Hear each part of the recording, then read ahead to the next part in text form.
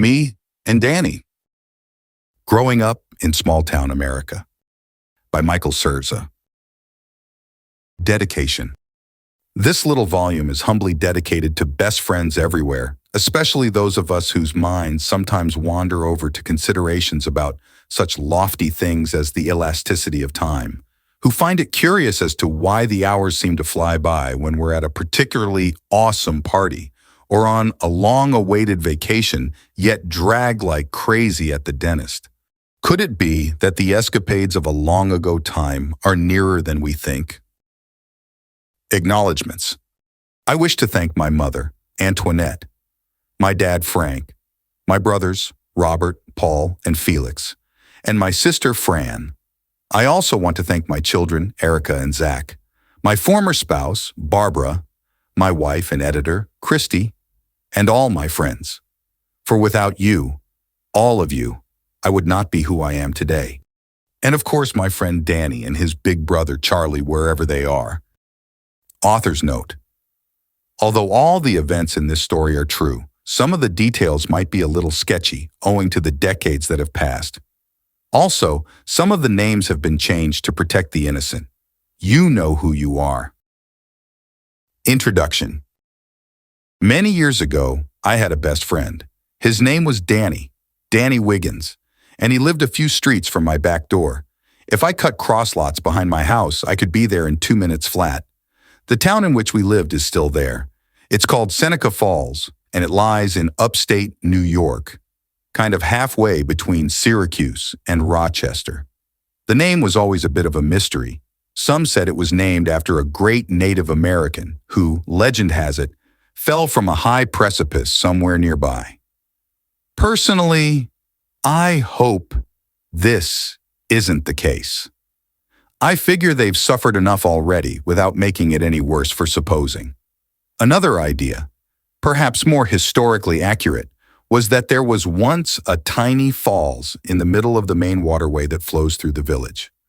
I like this one because it paints such a quaint picture of our little town in a time long before this time. Back then, the village of Seneca Falls was pretty small, not even enough of a population to be called a town, much less a city. Seemed everyone either knew each other or knew why they didn't want to. It was a lovely little place tucked away in a part of the country that didn't know much about the rest of the bigger world that surrounded it. But what it lacked in the way of big city diversions, it made up for in the many ways for us kids to amuse ourselves. Like other kids our age, Danny and I just screwed around doing whatever we could do to have fun. We played basketball by the hour in his cement driveway, passing the ball back and forth, tossing up brick after brick, heckling each other the whole time. Of course, Danny, being much taller and a little beefier than I, could have easily rolled right over me if he wanted to. Me, all of 90 pounds, soaking wet. On rainy days that were so long they seemed to stretch into 2, you'd find the 2 of us on Danny's front porch brushing acrylic paint onto our newest action figure superhero model, jawing back and forth about who would win in a fight, the Hulk or the Silver Surfer, Superman or the Green Lantern. We never discussed anything too serious. I mean, we were only 10. Not that we didn't have our little spats, mind you, and it seems they always took place in the heat of summer. Heat in upstate New York, in a town barely a half-day's drive from the Canadian border. Surprising, I admit. But let me tell you, sometimes, especially during particularly long stretches of hazy, humid days, it was so stiflingly hot my brothers and I would beg Dad to turn on the fan of the ancient furnace down in the cellar just to get some cool air. The air was cool all right, but damp too, coming up from that dimly lit stone and dirt floor cellar. The only people who had central AC back then didn't live in our part of town, if you know what I mean.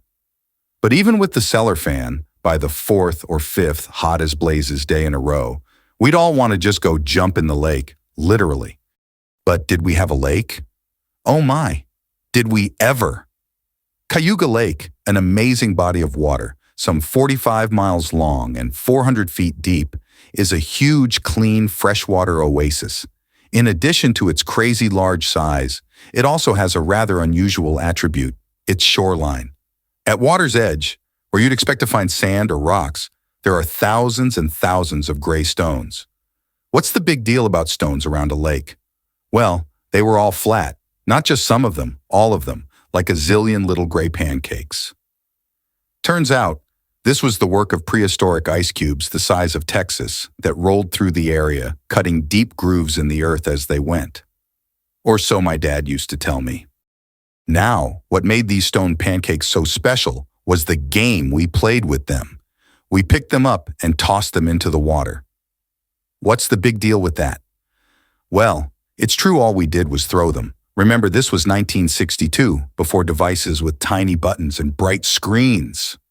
But we didn't just pick them up and wing them toward the lake. We played a little game with them, a silly, friendly little game, but one with a clear winner and loser. If you wanted to win, you'd have to learn the proper technique. There was a trick to it. You had to grip the little stone pancake in such a way as to allow it to be tossed low and absolutely parallel to the surface of the water. The idea was to make the thing skip across the top, just barely kissing the surface. This made the stone ride along its spinning flat edge, ricocheting off the surface as it went. That was it. That was the game. Seeing who could skip these stone pancakes the most times before finally splunking in. 1, 2, 3, 4, 5, 6, 7 times. It was just easy fun for Dad and me, my brothers and sister on family picnics, and sometimes Danny and me, when we were lucky enough to go to the lake. Cool, right? Well, as I said, those were simpler times. Anyway, when it got hot and humid like that, Danny and I naturally sought relief, hence the trip to the lake. The trouble was that Cayuga Lake wasn't in walking or biking distance, so we had to have a ride, and for this, we were pretty much dependent on Dan's mother. This was because my dad was at work and my mom never took us anywhere. Seeing as how she had 5 kids to take care of, and we only had 1 car that worked. Of course, there was Dan's dad, but he was just too old to even stand up. I swear, in all the years I knew Dan, I never saw the guy on his feet. He was always sitting in an easy chair in the front room of the house with his big old nose and a big old book. In any event, when it came time to get out of the heat, it always came down to me convincing Dan to bug his mom. I say bug because his mom was kind of on the old side and would just as soon stay home. She wasn't mean or anything. In fact, when she did take us down the lake, she didn't just take us down to where everyone else went. The overcrowded Cayuga Lake State Park Pavilion, with its overpriced concession stand, stale candy, and damp popcorn. I mean, it was cool and all, but that cold slate floor, that got really slick when wet, which it always was, seemed to bring out a certain smell, something between a mildewed shower curtain and an ear of sweet corn. Yeah, looking back on it, I have to admit that it was pretty nice of her to chauffeur Danny and his best friend to the lake just so they could cool off. The place she took us to was right on Route 89, the road that parallels the lake. All she had to do was turn off and park. And there it was, a little stretch of stone beach that gave us direct access to the crystal clear water of Cayuga Lake. And no one was ever there, so we had the whole place to ourselves. In addition to being a nice lady, Danny's mom was a nurse, too. In fact, she was the one who taught me to dry my hair first, after swimming. She said this was because you lost most of your body's heat from your head. And of course, this was great advice because when Danny and I got out of that 60-degree lake water, we sure wanted to get warmed up as soon as possible. Anyhow, when things got unbearable in town, approaching Danny's mom was our ticket to relief. Then, this one time, Saturdays.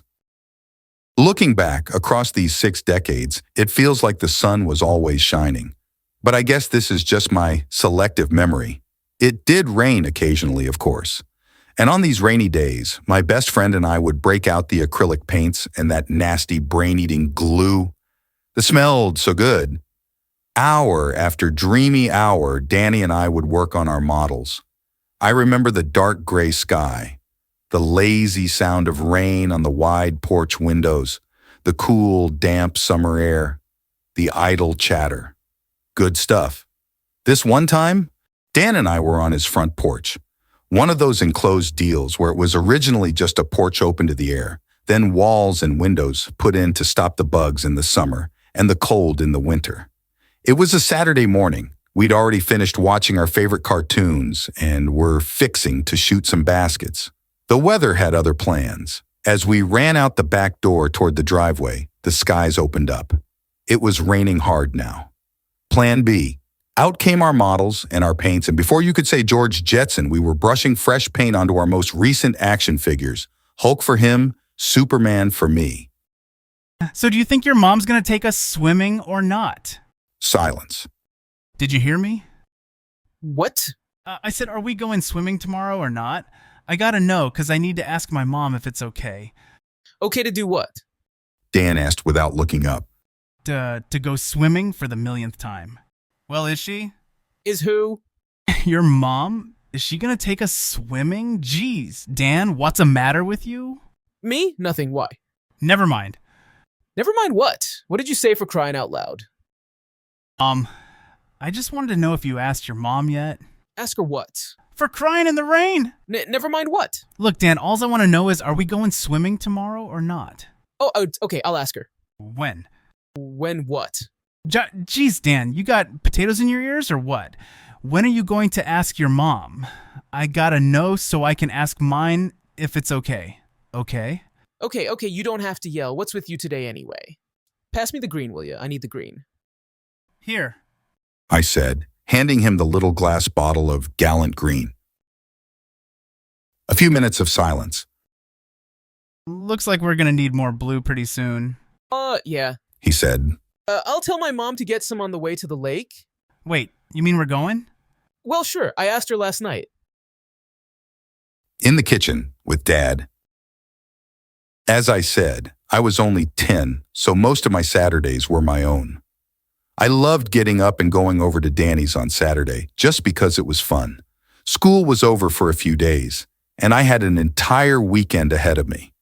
Come to think of it, I can't remember feeling any stress at all back then. School was pretty easy, home life was pleasant, and nothing on my 10-year-old body hurt. Of course, this could be selective memory, or just age doing what it'll do sometimes. So this one Saturday, I woke up earlier than usual.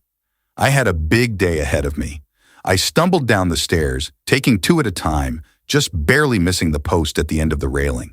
Still drowsy with sleep, I clumsily made my way to the kitchen. My mom wasn't up yet, but my dad was there, standing in front of the stove with a lit match in his hand. This darn stove. We should have gotten rid of it a long time ago, he said to himself.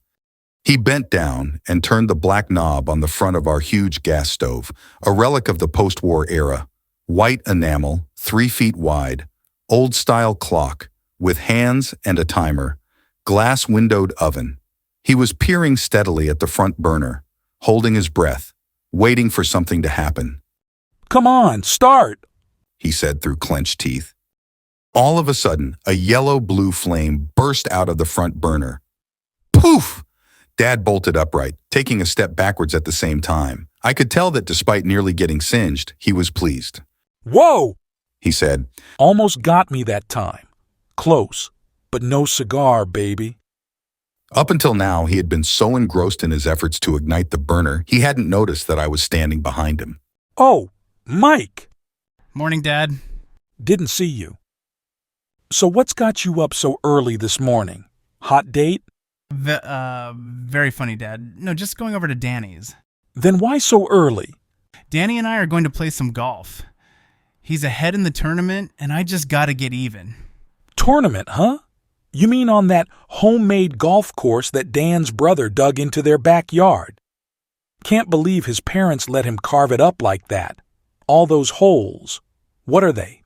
Sardine cans or something?" Soup cans. They're soup cans, Dad. Oh, and a few tuna fish, too. "Whatever. I hope you don't get any ideas about messing our yard up with that nonsense. At least without telling me about it.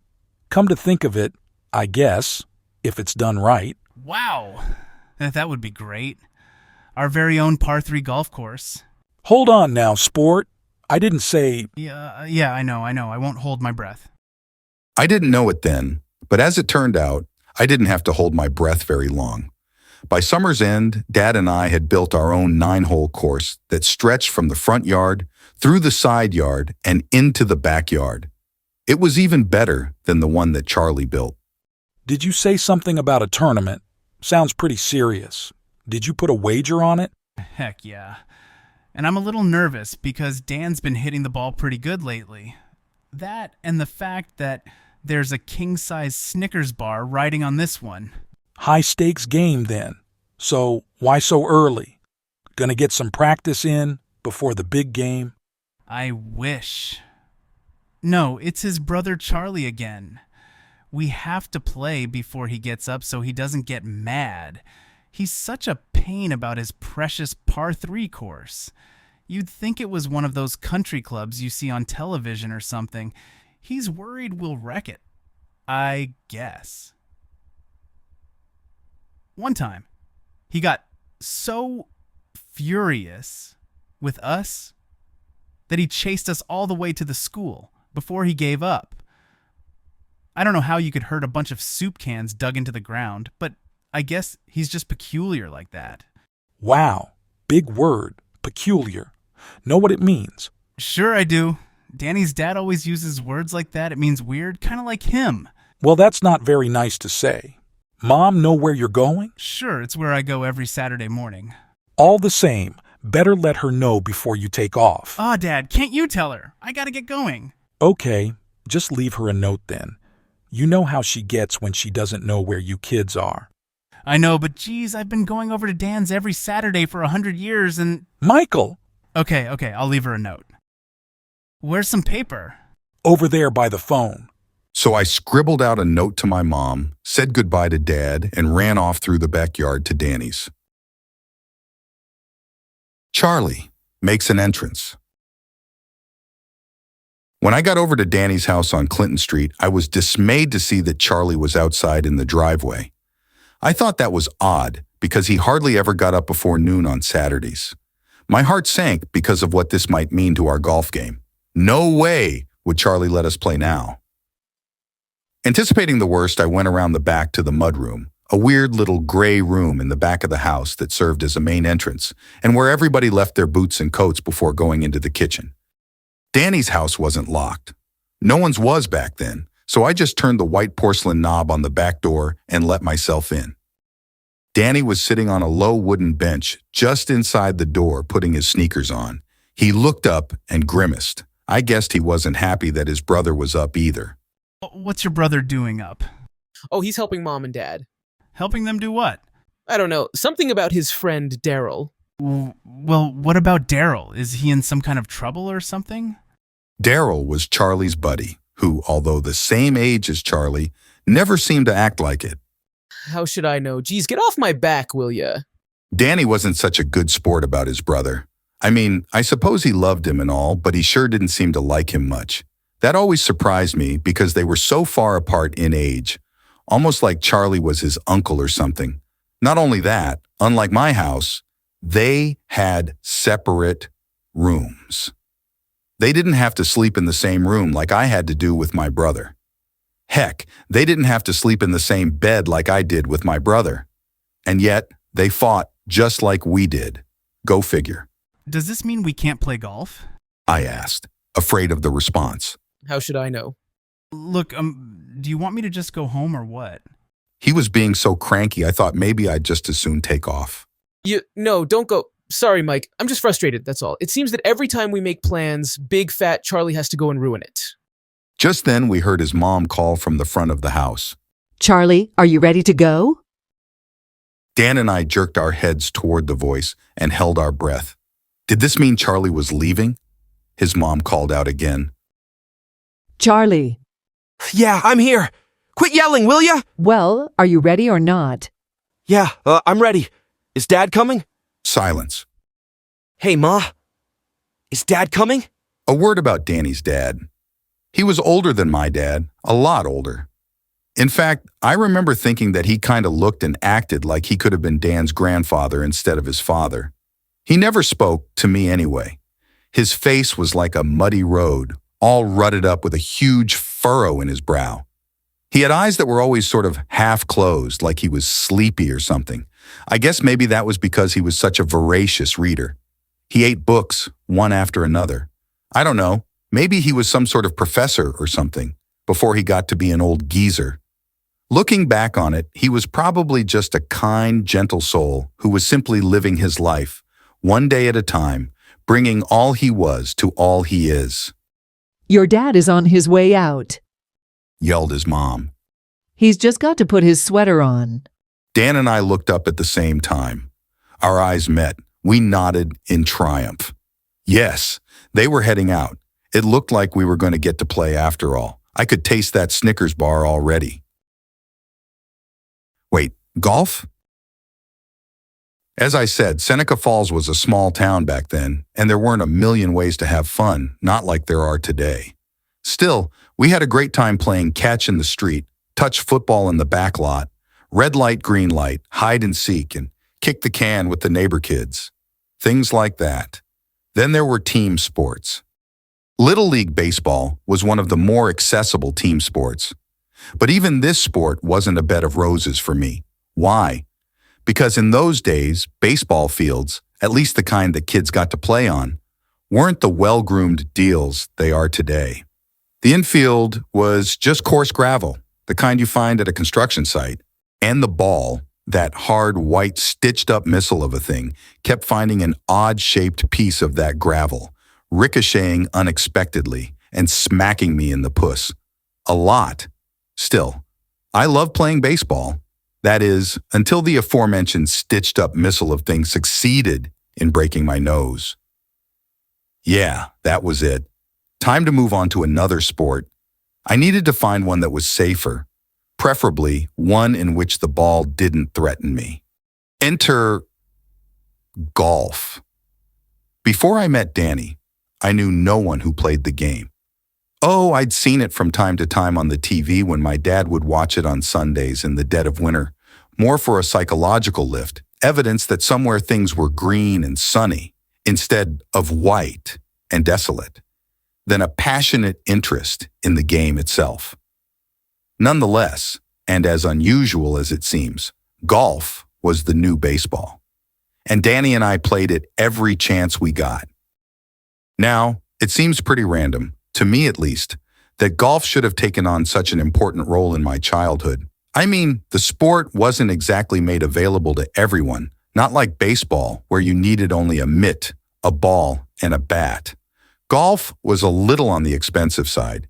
Between the golf clubs, balls, tees, bags, shoes, and the money you paid to just get onto a golf course, it tended to predict its own clientele, so to speak. And my family, as large and loving as it was, didn't have a lot of extra money to spend on anything as frivolous as golf. Anyhow, Danny and I discovered the game of golf not because we liked the game, we knew nothing about it, but because of his older brother Charlie. Charlie was quite a bit older than Danny. He was in high school, and we were heading into 5th grade. To me, he seemed a bit of an odd duck, tall and a little clumsy, with a look about him that gave the impression of a person wise beyond his years, like he was born old, if you know what I mean. He wore his clothes kind of on the loose side, which made him look a little tubby, which he really wasn't. Sometimes he acted, well, just like an older brother, a little annoyed that he had a little brother at all. But that said, he was a pretty decent guy. And he was on the high school golf team, which meant that he had lots of golf equipment lying around. Clubs, balls, tees, bags, towels, head covers, cleats, stuff like that. So naturally, Danny and I, being the resourceful 10-year-olds that we were, thought it only fitting that we should borrow Charlie's equipment whenever the mood struck us. Most of the time, Charlie didn't mind us using these extra things he had. But when he did mind, he really minded, carrying on about Dan not taking care of his stuff, and how when Charlie let us use his stuff, Dan didn't appreciate it, and maybe he wouldn't let us use anything anymore. I remember this one time. We were in the side yard on the 6th hole of Charlie's makeshift golf course. Dan had just chipped his first shot when he heard an angry voice coming from the back of the house. Dan, where are you? Charlie shrieked. Despite his age, he was in high school at the time. Charlie's voice sometimes cracked like a kid's. He was way past puberty, so it always surprised me how suddenly his voice would break into that creaky falsetto. Dan, where the heck are you? He shrieked. Dan and I stiffened like a couple of soldiers being called to attention. We didn't get to answer. Before we knew it, here comes Charlie stomping around the lilac bush like his horse was in the ditch and his hair on fire. Funny, but at the time, I remember thinking how, if this were a cartoon, he would have had eyes bugging out of his head and steam shooting from his ears. We looked at each other with that, geez, what did we do this time look. We heard the crackle of breaking branches. Then, there he was, big as life and twice as real. How many times do I have to tell you? He spit. Clean off my irons after you mess them up. I pulled my 3-iron out in the match today, and I could hardly tell it was an iron. There was so much mud on it. Why you yelling at me? It's your club, not mine. Yeah, but you used it, didn't you? What are you talking about? When? Yesterday? He spat. I wasn't even home yesterday, you idiot. What are you talking about? Yes, you were. You and Mike took him over to the field, didn't you? We didn't go to the field yesterday. Now, it was Dan who was mad. Charlie was always getting things confused, and whenever he did, he would blame Dan. Oh, that's right. Charlie said pensively. Yeah, that's right, Charlie. You took them to practice yesterday, remember? Oh, well, never mind then. Charlie said over his shoulder as he skulked back to the house. Yeah, never mind. Idiot! Dan yelled, after his brother was a safe distance away. Yep, golf. Despite the occasional blow-ups, I gotta say we never had any major problems with Charlie, not really. And to tell you the truth, without Charlie, Danny and I would have never learned to play golf. Not only did he loan us his clubs, he also built one heck of a miniature golf course on the property that surrounded their house. Charlie's golf course was a 9-hole pitch and putt kind of deal.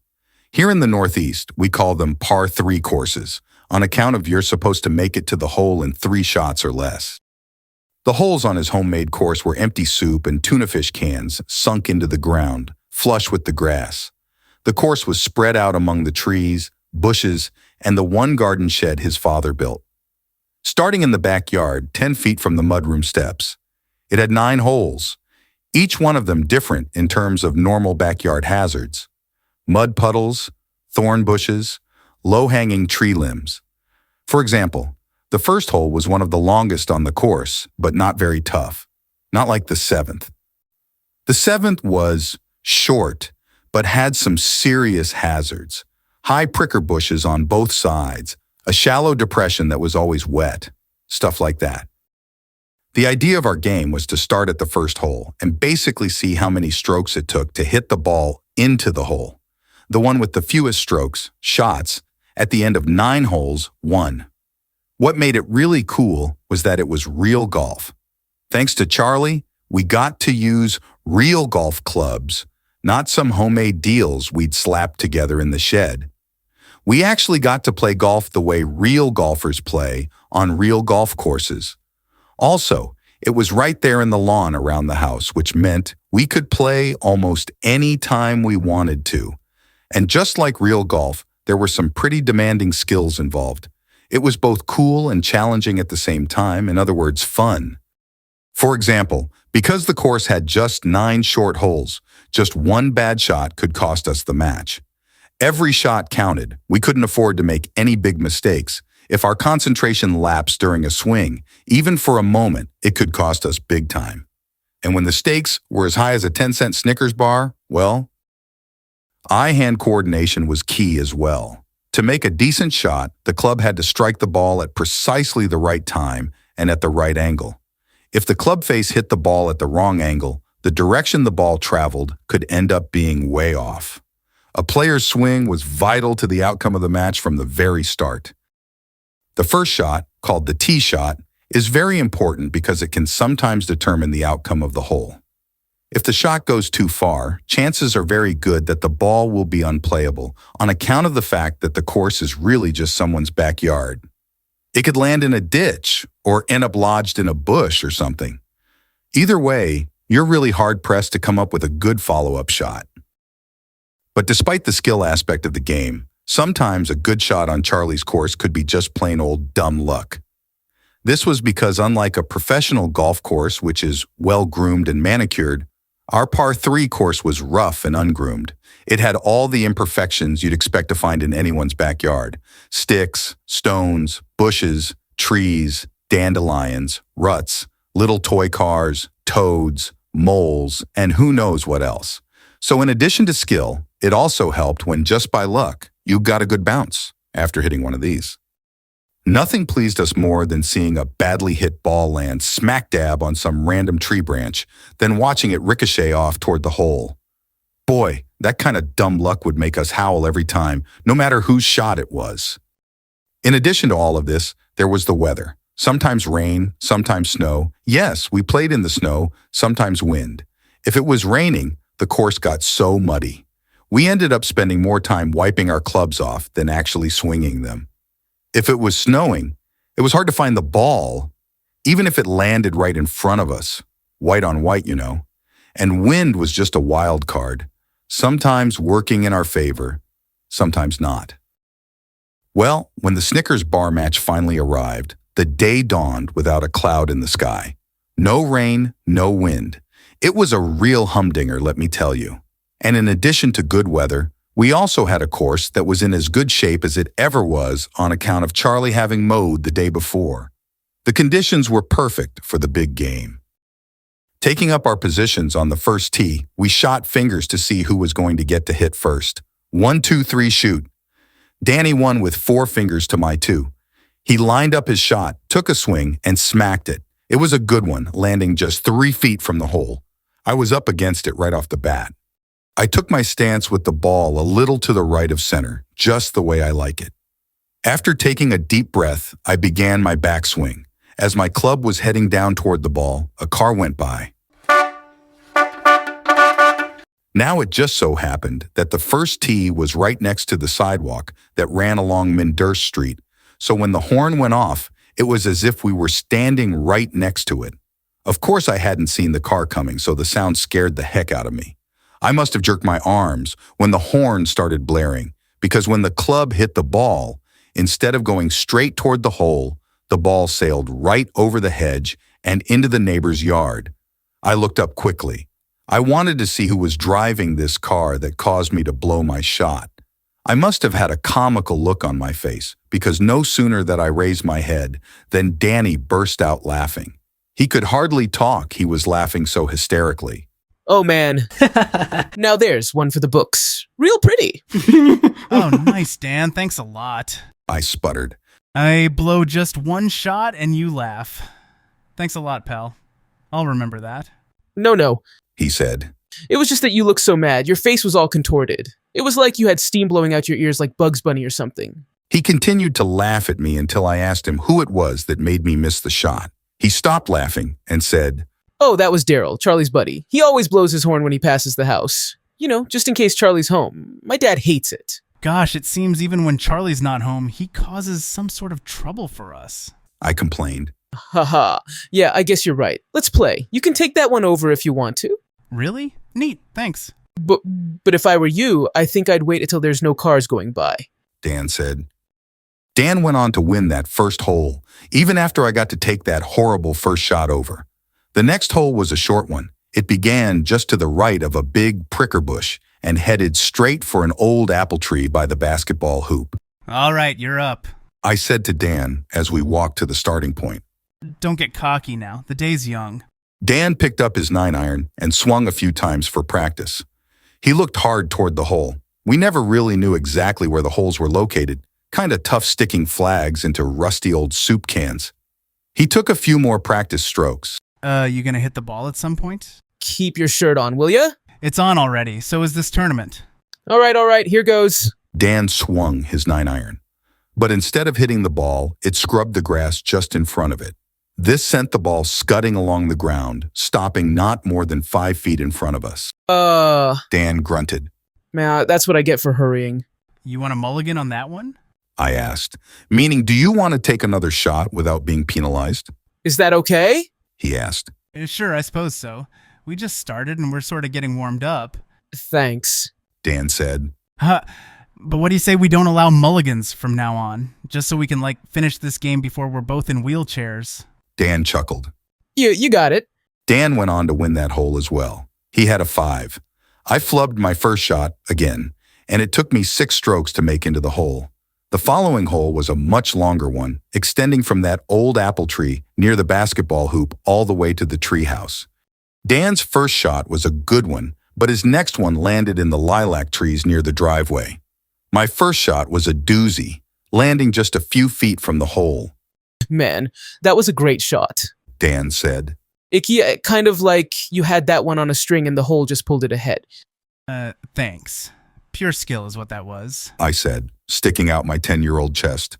Yeah, that was skill all right. Luck had nothing to do with that shot. Right? For sure. Like my old granny, it didn't. He shot back. The rest of the game went on like this. Dan winning some holes, me winning some. When we reached the final hole, the longest one that stretched along the backside of the house, bending around a big oak tree, then beelining it toward the hole next to the neighbor's driveway, we were even Steven at 48 strokes apiece. All right, this is it, Dan. I said, reaching for a 7-iron. Prepare to fork over that king-size Snickers, fella. I said. I took a few practice strokes, then a few more. While we're still young, Mike. While we're still young. Dan said, trying to hurry me up. All right, settle down. I said. I swung the club. The ball bounced straight up and landed not more than 10 feet in front of us. Oh, that's too bad, Mike, really. Couldn't have happened to a nicer kid. Never mind the jokes, Dan. You're up. Let's see how you make out. Dan took his 8-iron and swung it a few times. You sure about that? An 8? Might be longer than it looks, And the ground, it's a little... Dan cut me off. Hey, did I bug you when it was your turn? All right, I'll shut up. I said. Well, that would be just ducky. Thanks loads. Dan swung his club and hit the ball perfectly. His shot was beautiful, a nice high arch, straight and true. It landed in a perfect placement for his next shot. Mine, meanwhile, landed in the high grass near a big bush and was tucked delicately right under a nice big dandelion weed, hardly visible. We grabbed our clubs and walked toward my ball. As my shot landed farthest from the hole, it was my turn to hit. All right, watch this, Dan. I said confidently, eyeing the thorns surrounding the weed. I'm watching. I feel for you, bub. Can you even see what you're aiming at? Pretty deep grass here in the rough. Charlie was supposed to weed the lawn when he mowed. Guess he forgot. Dan said. For a minute, it occurred to me that Dan had planned this and that it may have been his turn to mow, and he didn't weed on account of it giving him an advantage. You say it was Charlie's turn to mow and weed the lawn? Yes. He said. You sure? You didn't plan this, did you? I mean, not weeding the lawn, so you could maybe have a home field advantage or something? What? How in the world would that have helped? I mean, think about it. We're playing the same course at the same time. You think I have a personal relationship with every blade of grass or something? This made me think. Oh, yeah, right. I guess that would make no sense. Yeah, hey, I tell you what. Why don't you just swing the club and let's get on with this? I'm hungry. Oh. So you can taste that Snickers bar already, can you? You think you're going to take this tournament, do you? I asked, smiling. Just hit the ball. For the love of Pete. I swung. It sounded good. I didn't look up, afraid of where the ball would land after being so tucked into the weeds as it was. Whoa! Dan yelled. I looked up, and what do you know? The ball disappeared. Wait! I said. What happened? Where's the ball? Where'd it go? Dan, did you see it? We silently walked toward the neighbor's driveway to the last hole. Dan, what the heck happened to my ball? Did you see it or what? Dan said nothing. We finally reached the hole and peered into it together. There it was, snuggled right in the bottom of the Campbell's soup can. Oh, well, I'll be. I said. Well, I'll be. Dan said. You are a lucky skunk. A lucky, hungry skunk. I shot back. And with that, we put our clubs back in the shed and headed toward Tizuvani's corner store and my king-size Snickers. Down a lonely dirt road. Before I leave the subject of golf and the hours of enjoyment Dan and I got from screwing around with it, there was another activity that was just as much fun as backyard golf, and perhaps a little less risky in terms of arousing the wrath of Charlie. A little background. In the game of golf, the first shot is known as a drive. This is where the golfer balances his ball on top of a golf tee, steps back, and wails at it as hard as he can. The trick is to hit it as far as possible in as straight a line as you can.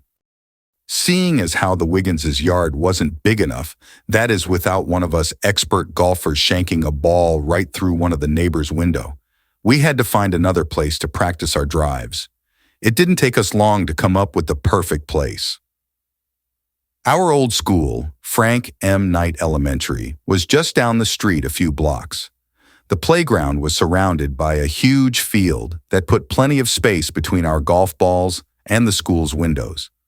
We often went there to horse around, hit golf balls, play football, climb trees in the woods around the field, act a fool on the playground, and collect insects for our insect collections, the ones we kept in old cigar boxes. Now, about the golf ball situation.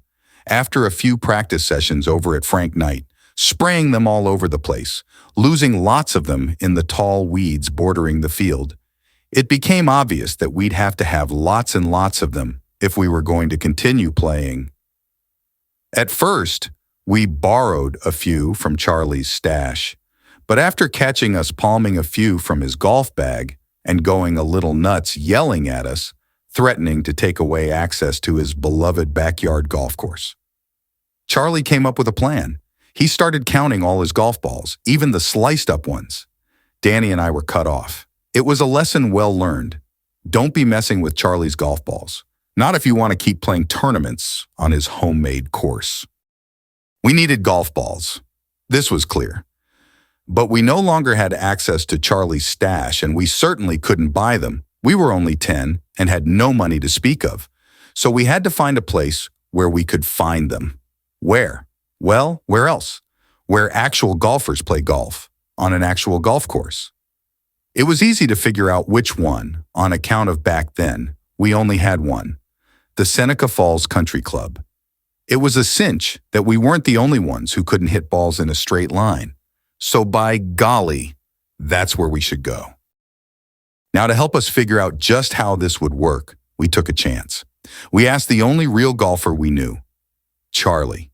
Naturally, neither Danny nor I thought that he'd lift a finger to help us. After all, he'd just forbidden us from using any of his, then threatened to take away our golfing privileges on his course. But lo and behold, he did help us, that is. He told us about this one hole, one of the hardest holes on the course, that happened to have a road running right alongside it the whole way. We figured that in the woods, between this road and the fairway, the woods being where the balls are not supposed to go, and the fairways being where the balls are supposed to go, we'd find the ones that the golfers hooked into the woods and couldn't find. The problem was this. The country club was quite a ways away from Dan's house. This meant that Danny would have to ask, annoy, and otherwise pester his mom to take us. It was one thing to plead with her to give us a ride down the lake to take a dip on a sweltering summer day. It was another to ask her to take time out of her day so we could go on, of all things, a golf ball hunt. Never mind that it was probably trespassing to boot. The more we thought about it, the less likely it seemed. For starters, it was a good 6 or 7 miles away. This wasn't great, but what made it even worse was the fact that this road that Charlie told us about wasn't paved. It was dirt, and being dirt meant that her black car would come back to the house brown. More reason to say no, we thought. On the other hand, we really needed some balls, so we could practice our drives. Why the big rush? Simple. It was summer, school was out, we were 10, and this is what we wanted to do. So, one bright, beautiful summer day, we decided to risk it. We decided to approach Danny's mom about driving us way out of town to find a long, dusty dirt road that we'd never been on and weren't really sure existed in the first place, to trespass on private property. Then turn around and come back to pick us up somewhere along the same stretch of dirt road, just so we could beat the bushes for little white balls. You sure you want to do this? I asked. No, not really. Danny said. Well, we need some balls, Dan. How many do you have right now? Danny shoved his hands into the pockets of his jeans, dug around a little. 3. No, wait. He said, walking over to the shed where Charlie kept his golfing gear. While he was in there, I dug around in my pockets to see how many I had. A few minutes later, Dan came out. He wasn't smiling. Shoot. Mike, I thought I had a few squirreled away in there, but no, I couldn't find them. Charlie evidently did, though. The big lug. How many do you have? Same 3, I guess. Well, Dan said with resignation in his voice. I guess we need to decide if we really want more. What? I blurted. What do you mean if we really want more? Of course we do. With only 6 balls between us, we'll be lucky to play at all. Not the way you've been hitting them lately. Danny's head shot up. Me? He squeaked. The way I've been hitting them? What are you talking about? Who shanked 3 of them into the pond the other day? The way I've been hitting them? Ha! All right, but that doesn't change things. We really need to decide and today. We've got all weekend to play. Okay, I say we go for it. Dan said with even more resignation in his voice. Yeah, me too. Let's go for it. I said. Let's go right in there and ask your mom to take us out there, to that road that Charlie told us about this morning. So it was decided. We were going to ask Dan's mom if she wouldn't mind driving us out to where Charlie said there was a road that ran parallel to some hole on the Seneca Falls golf course. Some road way out of town that maybe existed, maybe we could find, and maybe would yield the golf balls we really, really needed. We did the deciding. We didn't go in together. I waited outside. Danny went into the house to ask. He was in there a long time, long enough for me to play an entire game of PIG by myself on the basketball court outside the back door. I didn't hear any yelling, so I was hopeful. And you know what? The next thing I know here comes Danny banging out the back door with this huge grin on his face. Looks like we're going. He yells as he trips down the stairs. Really? I yelled. What did she say? Is she really going to take us? When? How'd you do it? She just said okay, and that was about it, and so I told her what Charlie told us, and she said she'd talk to him about where to go, and then she just said okay. Sometimes adults can surprise you. Not 10 minutes later, we're in the car. Dan's mom is driving, and she's following our directions toward the road that we'd heard about, the one running alongside the second fairway. We're both in the back seat like we're in a taxi or something, giving directions as if we'd been driving for years and actually knew what we were doing. She was telling us, convincing herself more like it, that she could remember where it was that Charlie told her to go. It went on like this for about 10 minutes until we came to a clearing in the woods along the road. We peered through the trees and saw golfers walking along the fairway on the golf course. We'd found it. Wait, slow down. I think we found it. Dan yelled. His mom jammed on the brakes. Before the car came to a full stop, Danny and I were already halfway out the door, running for the woods. Looking back on it, I'm not entirely sure it was quite a safe thing to do, dropping off 2 10-year-olds on the side of a lonely dirt road in the middle of nowhere to go off trespassing on the grounds of a private golf club. But we went, and not just once. I guess it just goes to show you, sometimes things can simply work out, even if the odds are against it. The times that we could convince his mom to cart us out there, it was always the same procedure. Danny and I would just skulk around in the woods, carrying our plastic grocery store sacks, trying to avoid the gaze of any golfers who happened to be playing the hole, dodging the poison ivy and poison oak, all the time searching for little dots of white among the green, brown, and gray of the woods. Every time we found a ball hidden in that mosquito-infested woods, we'd give out a little yelp, both to punctuate that thrill as well as to make sure another ball was added to our count. Everything was a competition back then, a friendly, good-natured one. I can almost feel it now, some 60 years later. Sometimes we came home with dozens of them, some all sliced up, some brand new, and some no doubt very sorely missed, shiny right out of the package signature golf balls, the kind that golfers hate to lose. In addition to searching for golf balls in the woods next to the second hole fairway, these trips provided great entertainment in the form of human adult behavior. We saw some great temper tantrums, I tell you, grown men swearing and carrying on like ill-mannered 2-year-olds, reduced to childish fits of rage. Personally, I found it both enlightening as well as entertaining to see some so-called pillar of the community having a complete nervous breakdown over losing a golf ball or flubbing a shot. Owners of prominent Fall Street businesses, councilmen, Little League baseball coaches, red-faced and bellowing like sick cows, pitching clubs into water hazards, tossing putters into the woods.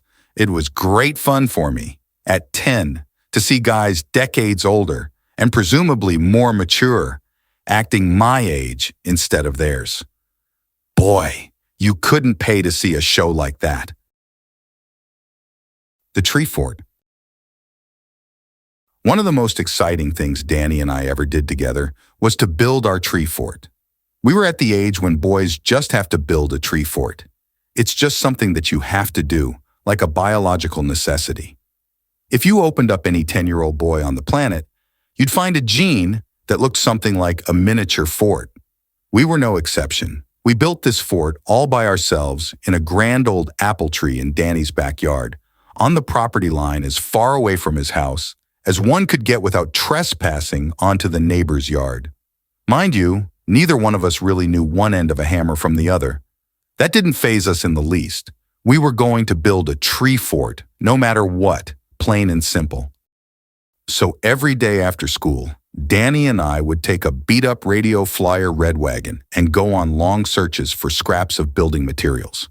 Being a small town, word got out quickly. It seemed that the whole town was helping us. Neighbors, grocery store clerks, lumberyard guys all knew us by name. They'd let us know whenever they had a used kitchen door, a spare stick of lumber, a bag of rusty nails, stuff like that. The old apple tree itself was tailor-made for a fort. Its branches, gnarled and craggy as they were, provided a nice little nesting area right in the middle. It was just begging for an odd little home away from home. And it was an apple tree, which meant that it gave us an unlimited amount of apples. The ripe ones we ate, the ones with worms, we chucked. I had helped my dad around the house more than Danny had on account of his dad being, like I said, old and all. So I got to be the foreman. Yeah, I got the final say whenever an argument came up.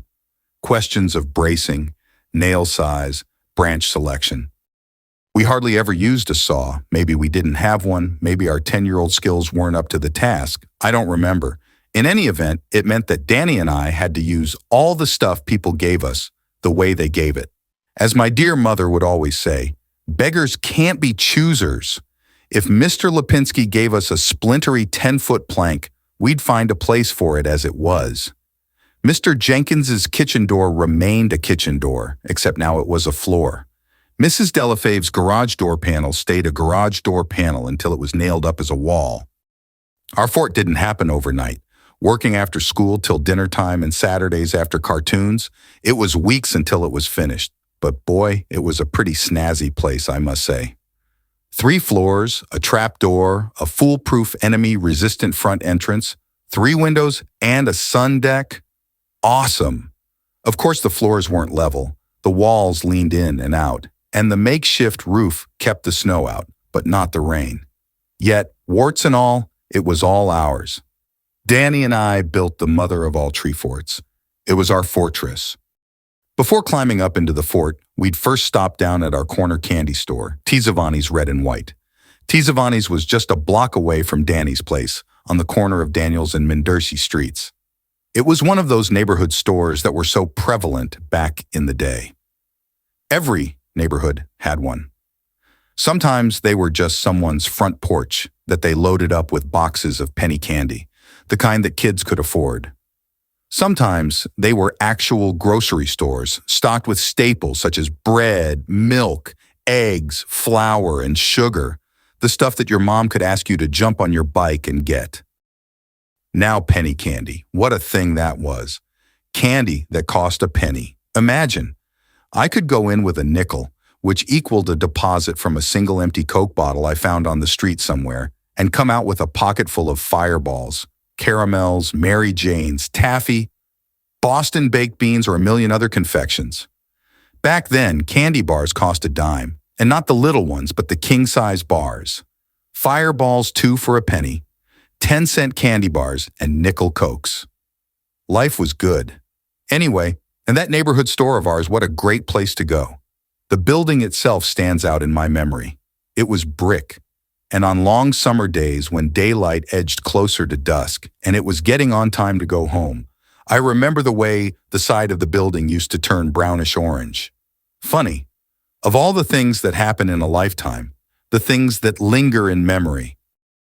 One more thing, the Tizivanis. As a youngster growing up in a rather homogeneous village in upstate New York, I never gave a thought to their heritage. They were just the folks who owned the neighborhood IGA store on the corner. I kind of wish it was like that nowadays. People just being people. No preconceived notions about anything. Just plain folks. Simplistic? Maybe. Needed? Absolutely. Anyway, the Tizivanis lived over their corner IGA store in an apartment that spanned the whole top floor. They had a daughter my age. The curious thing is that I never saw her. I don't know why, but I never saw her. I didn't even know her name. Still don't. I remember her dad, though. A tall, barrel-chested, dark-haired guy. Not particularly friendly. Whenever Danny and I came into the store, he'd watch us, just to make sure we didn't steal anything, especially in the candy aisle. He wasn't mean or anything, but he wasn't nice either. I guess he was only watching out for himself, but he didn't need to. We never stole anything. Once Danny and I had paid a visit to the store and gotten ourselves some candy, we'd go back to our fort. What a wonderful feeling it was to climb up through the trap door, past the first platform, and on up to the roof of our very own little fortress from which we could look out upon our kingdom. Squinting beneath the brims of our baseball caps, arms bent to our hips in classic Superman pose, feeling the clean breezes of summer.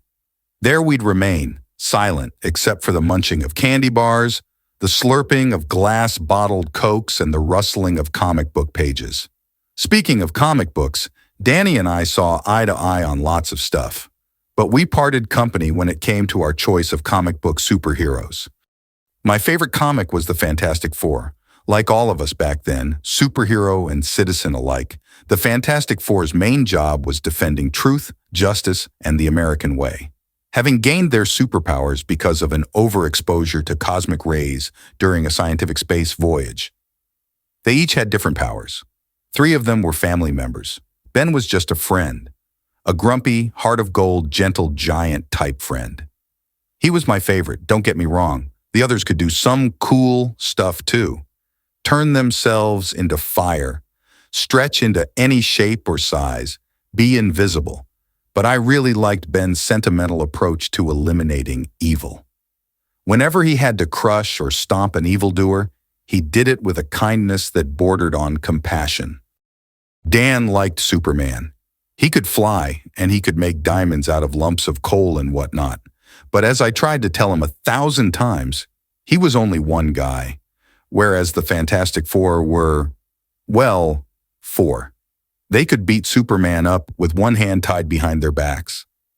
Despite our differences, Danny and I never took this comic book rivalry very seriously. We were best friends, and we were having the time of our young lives. You want a what? One Saturday afternoon in the summer of 1962, Danny and I decided to go over to Frank Knight and practice our tee shots. We loved doing this. It felt so good to have all the time in the world to just smack some balls around, to feel like there was nothing better to do, to get better at it, then feel good about that too. Naturally, we needed lots of practice, seeing as how we were only 10. So we grabbed a couple of old drivers out of the tool shed, thank you, Charlie, and took off for the neighborhood fairway. Danny and I began driving balls, teeing them up at one end of the field and hitting them until we reached the other end. Years later, when I actually started playing golf for real, the time I spent smacking those balls around gave me a leg up on this crazy and decidedly improbable game. For Danny and me, though, it was just some good, clean fifth-grade fun. We had only been hitting about a half hour when Danny stopped me in mid-stroke. Hey! He yelled as my club was just starting its downward stroke. What the? I said, trying futilely to stop the motion of the club. It was too late. I flubbed it bad. The face of my driver slammed into the muddy grass just behind the ball, a classic dub, thud. Danny and I watched the ball skitter a few feet in front of us, then skitter to a stop. The wooden tee lay splintered at our feet. What are you trying to do anyway? That was going to be a great shot. Jeez, Dan. Hey, look, over there. He said as he pointed with the head of his 3-wood. Where? Over there where I'm pointing. Yeah, so what do you want me to... I began, stopping short to have a look. Then I saw it, a break in the long line of reflecting glass windows. Look, it's open. Yeah, I see it. Big deal. An open window. Something new for you, Dan? No, shut up. I have an idea. Let's go in. This is our big chance, Mike. What do you say? Let's bust into the school. What? Are you crazy? What if someone's in there? We'd get caught. Nobody's there. It's Saturday. Yeah, that's true. And it sure looks empty. It's all dark inside. Well, what do you say? Want to? You? Sure, why not? Well, okay, but let's be careful, okay? I don't want to get into any trouble. Oh, stop being a big baby. Come on, let's go. The window that Dan was pointing to was open. It's true, but it wasn't going to be a cinch to climb through it. This type of window was typical of the windows they used to put in schools back then. Hinged at the top, they swing open like an awning over a storefront display window. They didn't open all the way like a regular double-hung window, the kind in your house. It'd be one heck of a challenge to scramble through this one for sure. If we did decide to go through with this, we'd have to wriggle our way up and over the metal ridge of the window and get through the small opening. I guess they put these windows in schools for a reason. Of course, we had no intention of causing any harm if by some fluke we did make it inside. None whatsoever. We didn't want to mess anything up or anything. We simply wanted to go in and have a look around for old time's sake. We graduated from elementary school the year before and had moved on to junior high. This was just, I don't know, maybe something we thought big kids did. Danny and I, having decided to at least pursue the idea a little more, started to tap our balls in the direction of the open window, casual-like, just in case anyone happened to be watching. As we nonchalantly walked toward the school, my mind traveled back to the times when we actually went to school there. It was only a few years ago in terms of real, adult-time years, but from the perspective of a 10-year-old, it seemed like ages since we walked those long halls, ate in that low-ceilinged cafeteria, and played dodgeball in that cavernous elementary gymnasium. I could see the teachers, the hallways, the gym, the cloakroom, and my kindergarten classroom. I flashed on the time Mary Jane Smith grabbed me by my 5-year-old shoulders and punched my cheek with her pursed lips while we were sitting inside that cool cardboard igloo. My first kiss. I could hear the glass milk bottles and the rattling sound they made in their little loose-wheeled trolley as I pushed it down the hall to each classroom, see the erasers I got to clap clean on the side of the brick school building for doing as I was told, feel the spanking in 2nd grade for not. Tap, tap, tap, closer and closer to the school we got with each poke until suddenly we found ourselves standing right in front of the open window.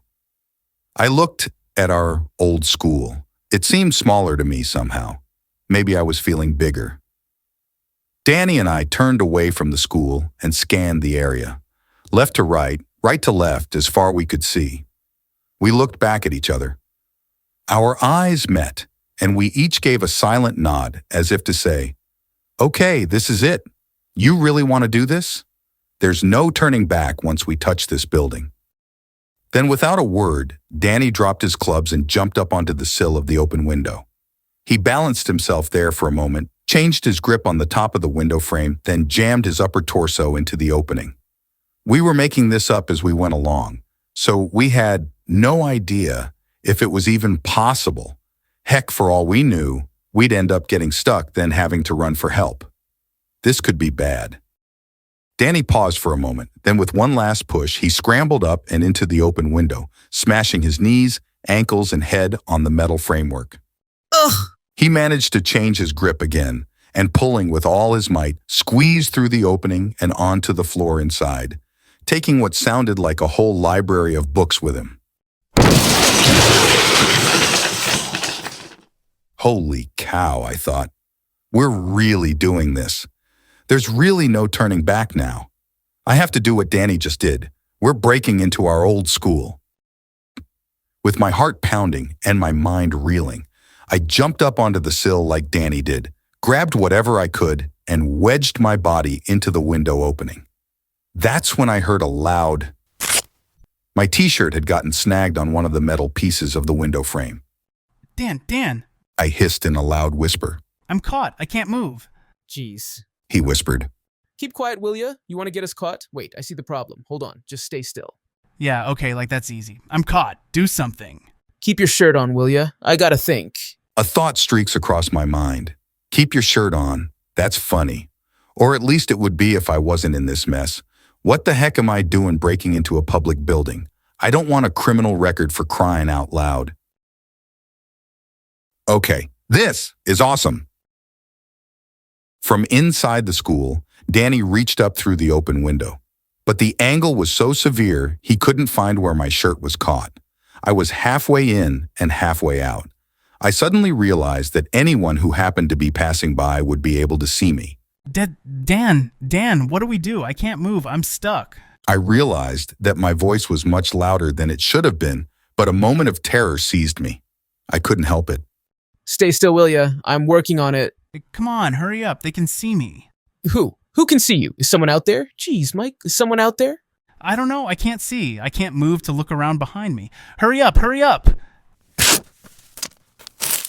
All at once, I felt my shirt give way, accompanied by a sharp stab in my shoulder. Ow. I screamed. For a split second, I wanted to cut and run. But then I realized Danny was pulling me, dragging me through the window. I grunted. The next thing I knew, I felt something sharp poking my knee and my arm at the same time. Then, boom, my body fell like a sack of potatoes, dumping me inside the school and onto something soft. I was in. As I lay there on the cold classroom floor, my legs entangled with Dan's. I tried to make sense of where we landed. The classroom was dark. Our eyes were used to the sunlit playground. We were blind. Grunting and groaning, we untied our limbs. Hey, get off of me, will ya? Said Dan. What do you think I'm trying to do? Jeez. I said. Well, try harder, will ya? Wait, that's my foot. Watch out for my foot. Hey, not so loud. I whispered. What are you trying to do? Get us caught or something? I can't see anything. Where are we, for crying out loud? How should I know? Here, move your leg a little. We almost got it. There, you all right? Yeah, you? Yeah. Our hearts were pounding out of our little chests. We scrambled to our feet and began to survey our new environment. We looked to the front of the classroom. The green chalkboard was wiped clean, the chairs upside down on top of the desks, legs sticking straight up into the mysterious darkness. As we swung our eyes toward the back of the room, they caught on a bright light shining across the forest of chairs. Hey, you see that? I said, whispering again. So what the heck is it? Man, I don't know. Maybe this wasn't such a good idea. Hold on, I can almost see.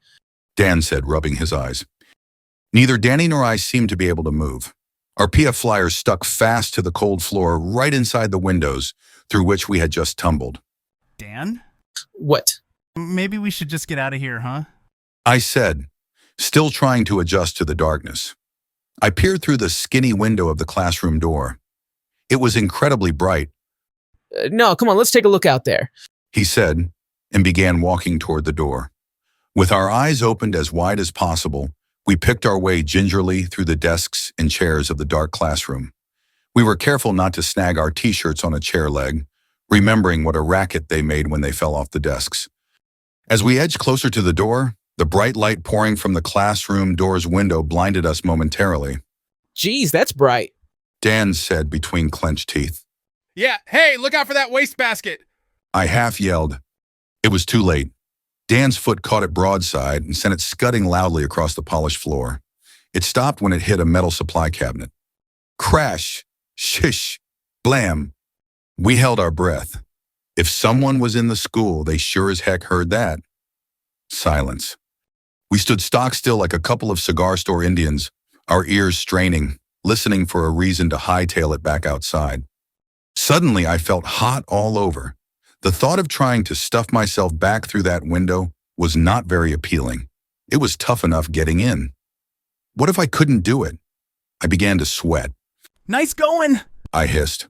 Hey, it wasn't my fault. I can't see anything. Yeah? Well, neither can I. But you don't see me running into things. For a moment, neither of us said anything. My mind was a ball of confusion. We just broke into the school! Wow, this is really neat. What the heck are we doing? We're criminals, for crying out loud. Let's keep going. More thoughts. Holy Toledo! What if someone finds us? My parents are gonna kill me! I wonder what the principal's office looks like when nobody's there. I don't know how long we stood there, silent, motionless, alone with our own thoughts, listening to each other's breathing. It seemed an eternity, I think it's okay. whispered Dan. Yeah, me too. I whispered back. The light shone with increasing brightness as we approached the door. In my mind, I knew that many familiar sights were on the other side. It was comforting and worrisome at the same time. Danny was in front of me. He reached for the knob. I looked over his shoulder into the bright hallway and recognized the yellow wall tiles of the hallway. Then a strange thing happened. Somewhere in my mind, something shifted, and I slipped into a memory. I was in Mrs. Martin's third grade class. It was just before morning recess. We had just finished a writing exercise when an alarm sounded. We were accustomed to hearing the bells of the fire alarms on account of all the drills they made us go through. This was no fire alarm. It was the kind of sound that caused your hands to instinctively shoot up to your ears, a series of short, harsh blasts like an air horn on a big truck. Mrs. Martin stiffened. Her eyes grew wide. Then she began shouting at us. All right, children. She shrieked. Everyone line up at the door. Quickly now, quickly. As soon as she was able to get her 30 scared out of their minds children in position, she yelled, Okay, out in the hall now. Single file and no talking. Quickly now. Startled and frightened, I filed out of the classroom right on the heels of the kid in front of me. I remember how strangely quiet it was. Even though the entire school, both teachers and students, were crowded into that same hallway, all I heard was the scuffling of tiny feet on the newly waxed floor tiles. I think that was the first time I ever smelled fear. It was 1962. The Cold War was raging. The entire world was still shaking from the terror of the Cuban Missile Crisis, in which the two superpowers brought us all to the very brink of nuclear war. Now the government wasn't taking any chances. Bomb shelters, canned food, and civil defense drills were in every municipal building. Some people actually dug underground bomb shelters and stocked them with canned beans, tuna fish, and water jugs. They even held their own practice drills. It was a crazy, frightening time for all of us, but especially for us kids. Nightmares were as frequent as they were scary. Mine were no exception. Of course, no one knew when bombs would fall, but if war did break out during school hours, the adults in charge were prepared. They had a plan. Their plan was called Duck and Cover. The instructions were very simple. Students were to file out of the classroom, get close to the wall, duck down and cover their head. That was it. That was their plan. I remembered how it felt to be doubled over in the hall, crouched next to Mary Jane Smith, my skinny knees touching my forehead, hands clasped on top of my crew cut. The wall tiles inches from my eyes, smooth like glass, pale yellow and clean, always clean. It was supposed to have saved us in the event of a thermonuclear war. No wonder we were all scared. Of course, we never had an actual nuclear attack, but we held drill after drill, just in case. As Dan and I stood inside the dark classroom waiting to summon up the courage to open the door, more memories came.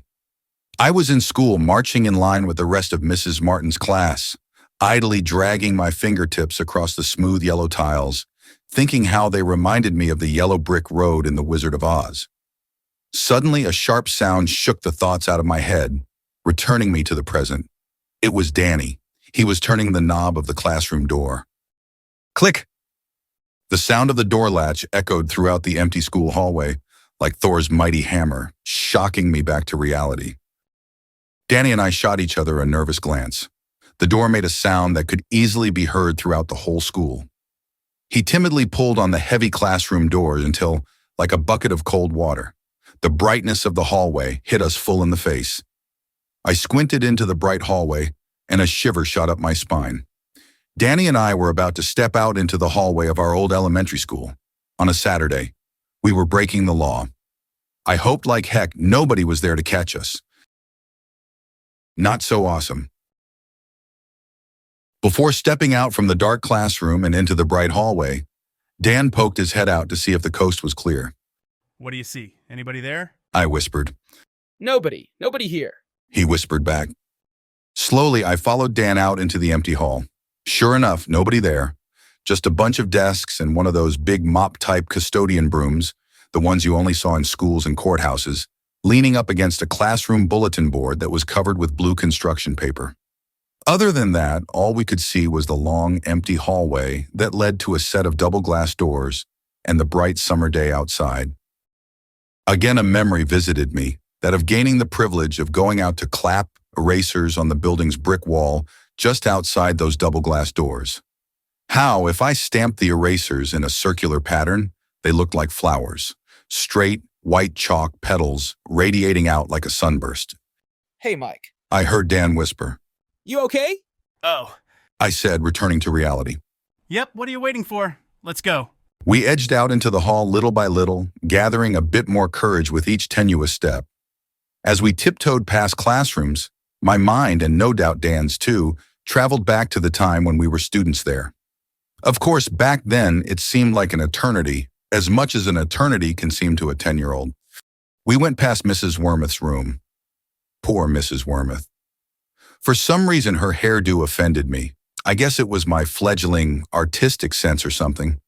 She just appeared kind of disheveled, like she was up too early or something, hadn't enough time to get ready.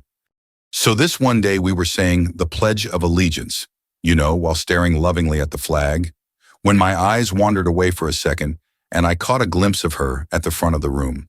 She looked different. Then it dawned on me.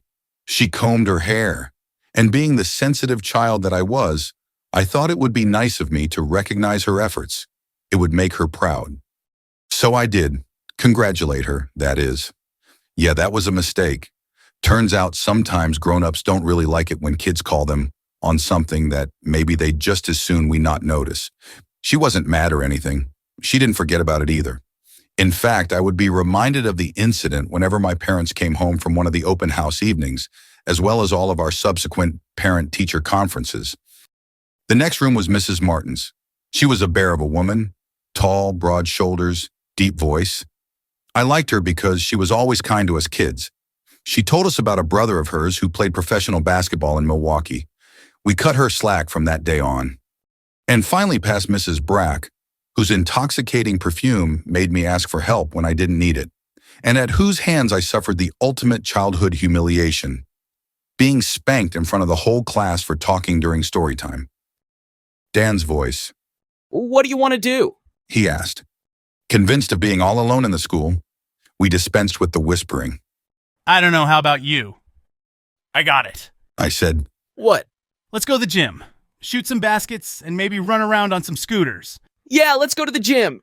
The gym was back the other way, toward the classroom we had tumbled into 15 minutes before. It seemed to us now that no one was in the school. We had the place to ourselves. Our confidence put a bounce in our steps as we turned around and headed toward the gym. Oh man, this is going to be great. Danny said. Yeah. I said. Am I ever glad I decided to do this? What? Danny said, his voice breaking a little.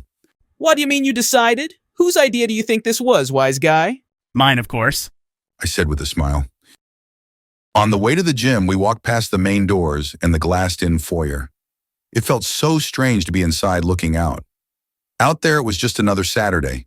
Guys going to the hardware store, cutting grass, cleaning out gutters and whatnot. And here we were inside a closed-for-the-weekend school. Everyone gone, no one here but us. Excitement mixed with tension, thrill with anxiety. We were having a ball playing young hoodlums. When we got to the gym, we found it open. We headed right for the front where there was a little stage. In the back corner of this stage, there was an area surrounded by steel fencing. This was the cage where the gym teacher kept all his equipment. Among the basketballs, dodgeballs, and badminton rackets were the things I most wanted to fool around with: the scooters. These foot-square hardwood platforms were on 4 shiny steel wheels, which allowed them to move incredibly fast.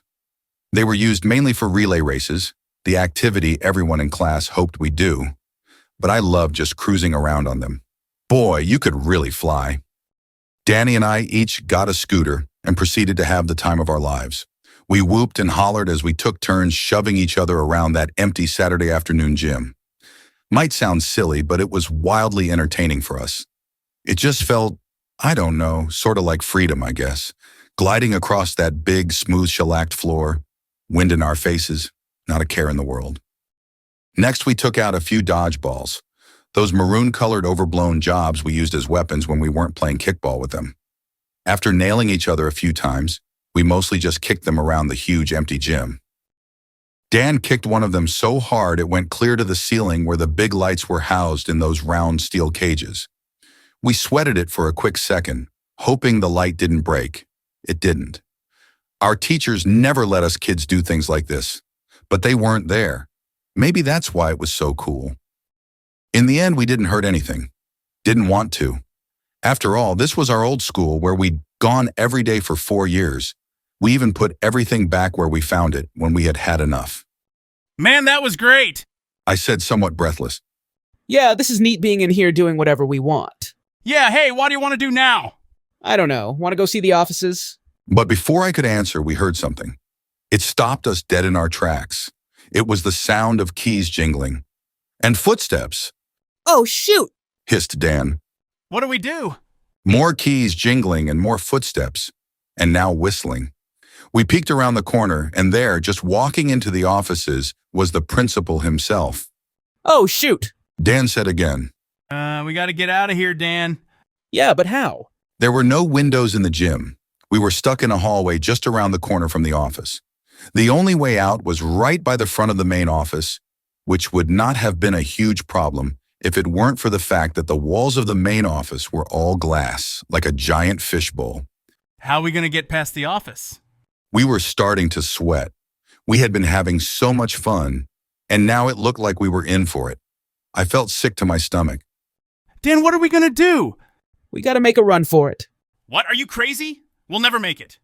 Well, what else are we gonna do? Can't stay here? We'll get caught. Never make it. He's going to see us. I worried out loud. Just then, we heard the keys again. This time, they were coming our way. Oh, geez, he was coming toward us. We had nowhere to hide, and he was coming right for us. Dan looked at me. I looked at him. And then, there he was, Mr. Masterson, walking right by us down the main hall. We held our breath. Maybe if we didn't move, he wouldn't look. Maybe if we didn't breathe. But it was too late. As he was walking by the gym hallway, he glanced over and saw us. He stopped short, grabbed his keys to silence them, and just glared. We were paralyzed, shocked into immobility. Mr. Masterson looked stunned, and for a long moment, all 3 of us just stared at each other, with that deer-in-the-headlights look on our stunned faces. Was this really happening? The next thing I knew, the principal and I were both watching Danny sprint down the hall toward the exit. We stood there, Mr. Masterson and I standing shoulder to shoulder, watching my best friend Danny as he pounded down the empty school hall, knees high, head down, running like there was no tomorrow. When he reached the end of the hall, he punched the glass doors open and disappeared into the bright Saturday afternoon. I was speechless. He was too. And for a full minute, Mr. Masterson, principal of Frank Knight Elementary School, and I stood in silence, looking where Danny had been, like an old Road Runner, Wile E. Coyote cartoon, leaving only a trail of dust and a plume of smoke behind. He found his voice before I did. What is the meaning of this? He blurted. I hate it when grown-ups say that. What is the meaning of this? I never know what to say, so I said nothing and just stared back at him. What are you doing in here? He demanded. We were just looking around. Honest. I quavered. We were just having a look around. You see, we used to go to school here, and... I didn't get to finish. He was already moving toward the office with his hand reaching out as if to herd me like a goat heading for the barn. You come with me. And don't think you're going to run away like your friend there. Who is he, by the way, your friend? I didn't say anything. I said, who is your friend, the one who ran away? I said nothing. The sound of our footsteps echoed down the long hallway. I felt sick. Look, you are going to tell me your friend's name or I'm going to call your parents. Which is it going to be? He was coming out of his shock now and beginning to remember what he was doing and what had just happened. I imagined he'd just come in on his way to the hardware store to drop off some papers or something. He'd gotten lots more than he'd bargained for, and now he was mad. We had ruined his day off. I can't tell you. I finally said, What do you mean you can't tell me? I mean, I won't tell you who he is. Why not? Why won't you tell me? he asked as we rounded the corner to his office. Because I don't want to get him in trouble. Sit here. He pointed to a chair next to his desk. Now let's get to the bottom of this. He said sternly. What's your name? Michael. Michael what? He asked while looking for some paper. Scherza. Michael Serza. Michael, where do you live? He continued asking me questions until he got my parents' names and my phone number. Then he asked me again for Dan's name. I wouldn't give it to him. Do you realize that what you did is a crime? That I could call the police and have you arrested? I know. I'm sorry. We didn't mean any harm. We were just looking around. That's all. We didn't hurt anything. Well, we'll just see about that, Michael. And he took me by the arm and walked me down the hall to the gym, because that's where he saw us in the first place. After being satisfied that we really hadn't caused any damage, he marched me into every single classroom in the school inspecting for damage. I was really sweating now. By the time we got to the classroom that Danny and I came in, it seemed like days had passed since we tumbled through that open window. Mr. Masterson opened the door and we walked in. His eyes went straight to the window. It was still open. In all the excitement and confusion, Danny and I forgot to close the window. He had me. Is this where you came in? Yeah, that's it. He turned on the lights and walked around the room slowly looking at everything. He saw the wastebasket that Dan had kicked. It was upside down by the file cabinet. Did you do this? He demanded. No. Well, who did then? I don't know. He frowned. He was looking for something to blame us for, and the fact that he was coming up empty obviously irked him. Okay, let's go. He said, switching the lights off before escorting me out of the room.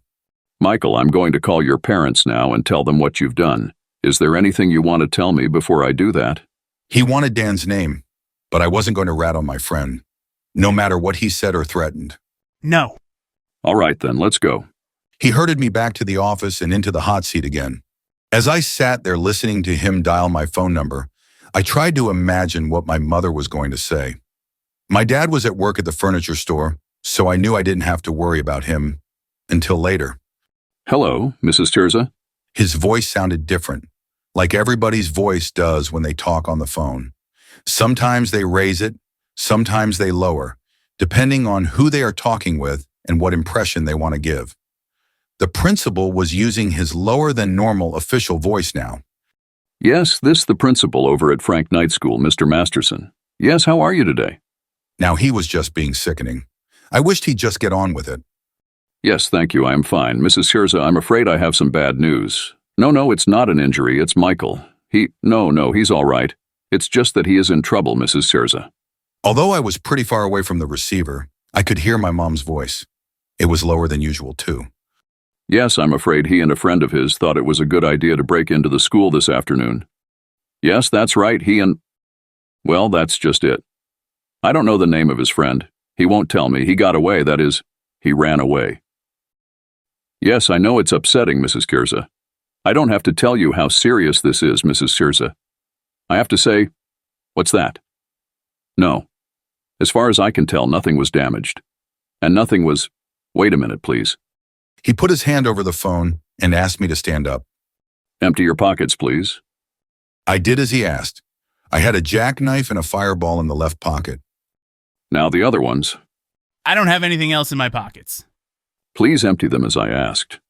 I dug into my empty pockets. I showed him my hands. Michael, did you or your friend take anything that didn't belong to you? Now tell the truth, you're in enough trouble as it is. No, we didn't take anything. I told him the truth. Neither Dan nor I took anything. We were just looking around. But before I could say that last part, he broke in. No, Mrs. Tirza. Michael swears nothing was taken by him or his friend. No, this is not a small thing. I'm sorry to have to call you about this. No, I do not plan to call the police, but you do realize that I could... You're welcome. But I do need to make sure that nothing was damaged or stolen. Yes, I know I have looked, but if anything turns up missing in the next week, I'm afraid I will have no choice but to call the police. Yes, that's right. Now, Mrs. Tirza, I am willing to let Michael go if I can have your word that you will try to get him to tell me who his friend was that broke into the school. Will you do that? I heard my mother answer that she would. All right then, would you come and pick him up now? I knew what she'd say to that. My dad had the car at work. She couldn't come get me. Oh, well, your house is close by, isn't it? Well, then I guess it would be all right if I just sent him home then. You're welcome, and Mrs. Tirza, I will be in touch later this week if anything is missing or damaged. Yes, you're welcome. Goodbye now. He sounded so nice on the phone. It was sickening. After he hung up, he turned away from his desk, faced me. His face was stern, like stone, and with his most authoritarian, no-nonsense face said, Michael, I hope you have learned your lesson. I hope you realize how serious this is. Now I will give you one last chance to tell me who your friend was. He paused. His eyes bored into mine, unblinking. He was trying his best to remain calm. I said nothing. Then all of a sudden he snatched up his keys, rough-like, and motioned for me to get up. It looked like he wanted to slap me or something, but he herded me back down the hall toward the light of day. At the door he turned to me and said in an even monotone, I trust we won't be seeing you around here anymore, Michael. Goodbye. I half-heartedly said goodbye and walked out into the afternoon sunlight. I was glad to be out. Real glad. But the gladness soon passed as I remembered what I was about to face. My mother, and then my father. I wondered where Dan got to after he sprinted out of the school. Was he worried about me? If I'd told on him or not, and if Mr. Masterson was going to be calling his mom? It was a long, slow, hot walk back home. I was happy to be out of that scrape, that's for sure. And I was glad I didn't squeal on Danny. But here's the thing. As I write about this harrowing childhood incident so many decades later, you know how when something not so great happens to you, and it's so not so great that you just as soon forget the whole thing, like it never happened? Well, I don't get it, but I can't for the life of me remember what took place after Mr. Masterson let me go. I mean, this was a big thing, or at least it could have been. It was breaking and entering. There are laws against such things. I could have been prosecuted, right? But still, I don't remember what my father said, or what my mother said, or even if I ever told my siblings. But this I'm sure of. Right or wrong, I never told anyone who was with me that summer day 60 years ago. I never told on my friend. Riding, trees. Growing up in a small town had its advantages. For one thing, the crime rate was pretty darn low. The most common offense was something like a misguided teenager pocketing a magazine down at Creighton's drugstore. Well, that and the odd rumors of bored youngsters, high on Ripple wine, tipping cows. This was a disturbing prank where a bunch of these amateur drunks would line up on one side of a poor, unsuspecting dairy cow, then push all together until the docile creature falls over. Crazy, misguided small-town amusement, for sure. On the positive side, there are definitely cool things about tiny town living. For one thing, there was no traffic to speak of. In fact, traffic was so light, we could ride our bikes right down the middle of the noonday street without being in anyone's way. And if a body were to feel the necessity to cross the street between traffic lights, no one honked at them, folks just being folks. But, as I said before, finding things to do in this sleepy upstate New York village was a horse of different color, at least for a kid too old to play on the swings and too young to drive. We had to be pretty creative not to die of boredom. And although Dan and I weren't exactly astronaut material back then, we felt like absolute rocket scientists when it came to thinking up things to occupy our time. We kind of followed our noses through making do with what we had. Driveway basketball, backyard golf, touch football, tree forts, cartoons, swimming, neighborhood games, breaking and entering, hardly exotic endeavors. with the exception of that last one, of course. You gotta remember this was 1962. High-tech entertainment devices like frisbees, slinkies, and silly putty were just then becoming popular. And if we wanted a motorbike, we just clothespin a playing card onto the frame so it would set to fwopping against the spokes of the wheel as soon as you started pedaling. Sounded just like one. Naturally, we had bikes and roller skates, things like that, but snowboards and skateboards weren't being mass-produced yet. So if we wanted to ride a skateboard, for example, we'd have to make one first, which we did. Now, to make a skateboard, we had to come up with two things: the board and the skates. First, the board. This was the easy part. For the deck of our homemade skateboard, we picked through whatever scraps of lumber that happened to be lying around. It just had to be flat and with not too many nails in it. Next, the wheels. For the wheels on our skateboard, we scavenged the wheels from another form of entertainment common back in the day: roller skating. Essentially, we just took the skates apart, front and rear wheels, and nailed them to the front and back of our scrap of lumber. Voila! A skateboard. Not exactly rocket science, but close enough for a couple of upstate New York 10-year-olds. When we weren't playing backyard golf, marauding around on our 20-inch motorbikes, or cruising around on our fake skateboards, there was another outdoor activity we sort of invented. It involved the forest, some tall trees, and a whole lot of dumb, youthful enthusiasm. It came to us one day while we were smacking golf balls around in the field next to Frank Night School. Dan had just shanked one off into the woods, and now we were poking around with our clubs trying to find it. What was it again? I asked. A Dunlop 4. How many times do I have to tell you? Hey, don't yell at me. I'm not the one who lost it. And what difference does it make anyhow? It's not as if you're gonna find one and then leave it there if it's not the right one. He had a point. There weren't a whole lot of golf balls in these woods, and whatever balls we found were most likely ours anyway. We were the only ones hitting balls around in that field. Yeah, whatever. Just keep looking. Was it a good one? Brand new. No slices? Nope. Ah, that sucks. We gotta find it. We were about 30 yards apart, walking slowly, swinging our clubs and poking weeds and branches looking for something white and round. Then Danny called. Here it is. Those words, those 3 words, perhaps the sweetest sound in the world when you were looking for a lost ball. Here it is. What a triumph. What a relief. A lost ball had been found. Beautiful, beautiful words. Where?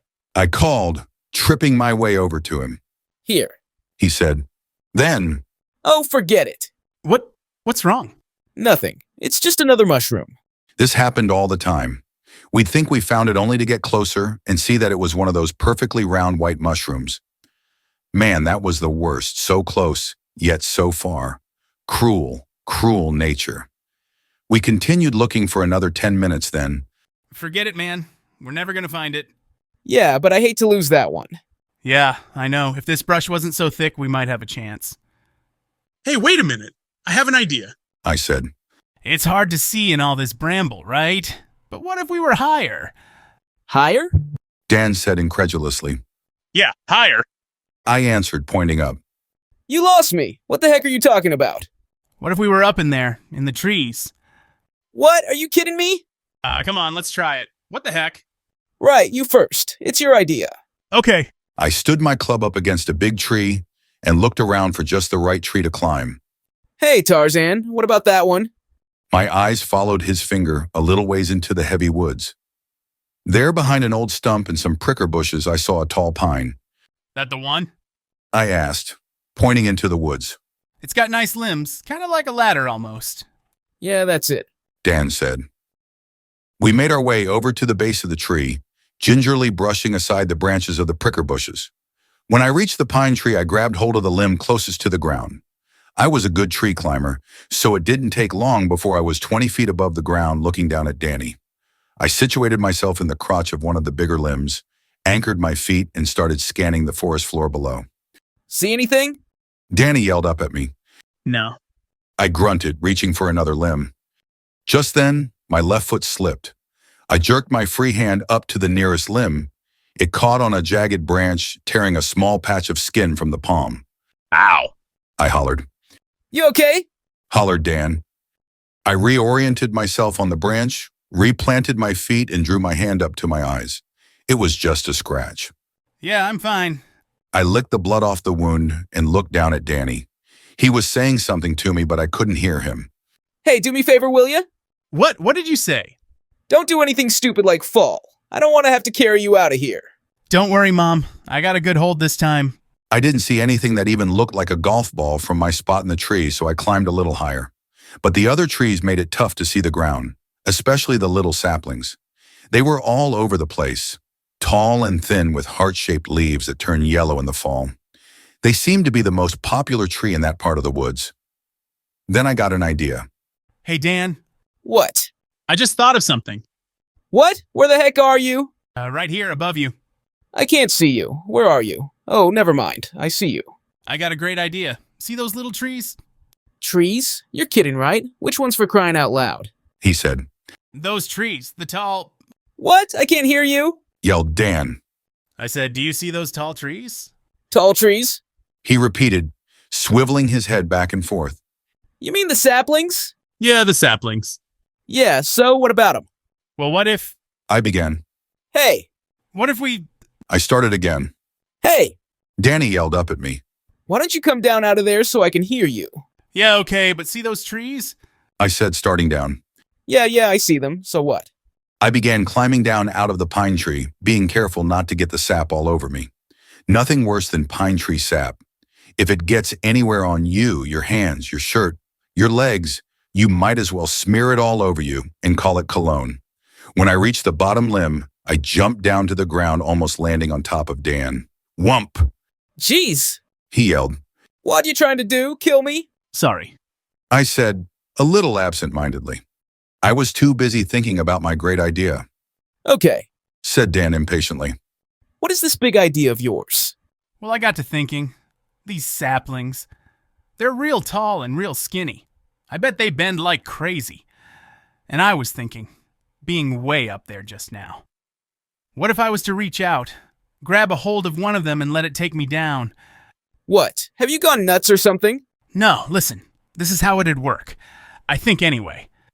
First, you pick out a tree. It'd have to be small enough to bend, but not so small that it would break. Yeah, then what? Dan said, with his hands on his hips like he always does when he doesn't believe me. Well, then you climb it and write it down. Write it down. Dan repeated. Write it down? You say you just write it down? Down where? Well, to the ground, you ninny. Where else? Now I was the one losing patience. Oh, but how? I mean, how do you think that's gonna work? Won't the tree just break? He asked as if I knew the answer. Nah, the tree won't break. I said with authority. At least, I don't think it will. I said under my breath. Oh, you think? Oh, that's good. You think? He echoed back. And maybe this is one of the stupidest ideas you've ever had. Ever think of that? Come on, where's your sense of adventure? Let's try it. We'll pick a little one first. Okay, come on, Dan. Okay, you first. He said, flashing a thin smile. Geez, I never realized what a big baby you are. I said, returning his smile. Hey, who you calling a big baby? I said all right, didn't I? Then all right, let's go. Dan followed me deeper into the woods. My eyes darted back and forth, looking for a glimpse of those green heart-shaped leaves. Then I saw them.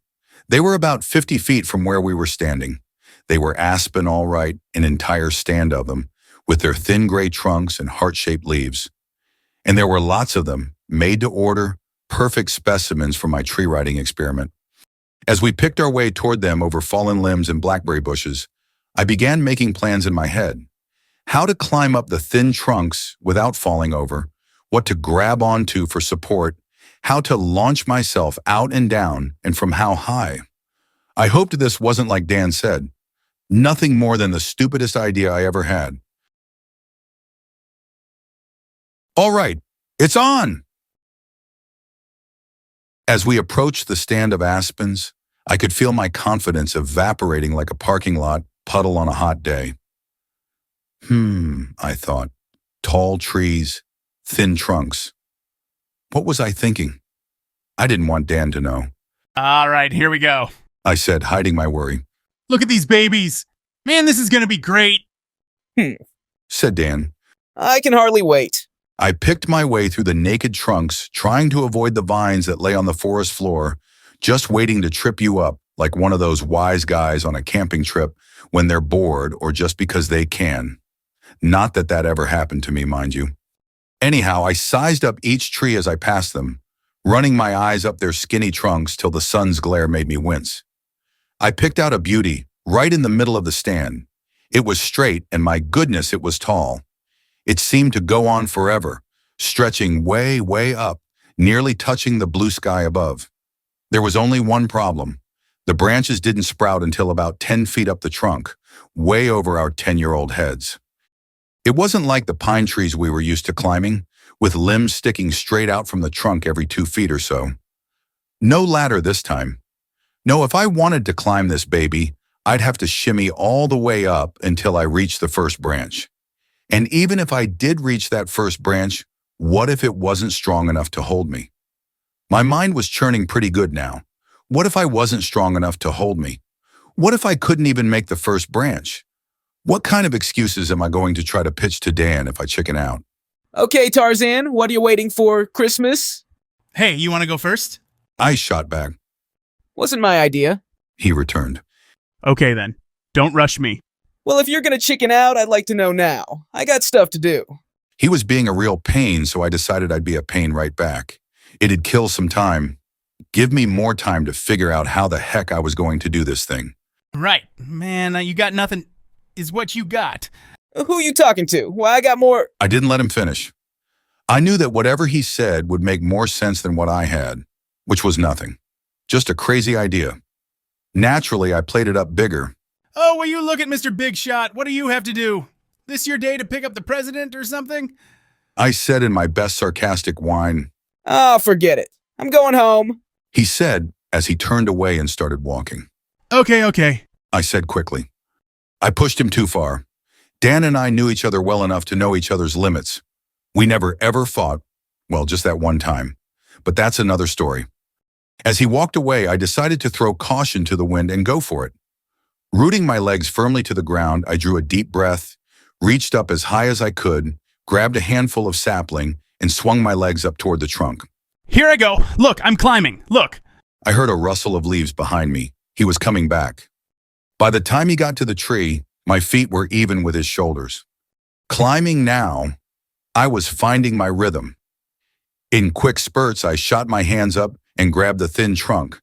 Then, almost at the same time, I slid both feet up the trunk and tried to anchor them long enough to repeat the cycle.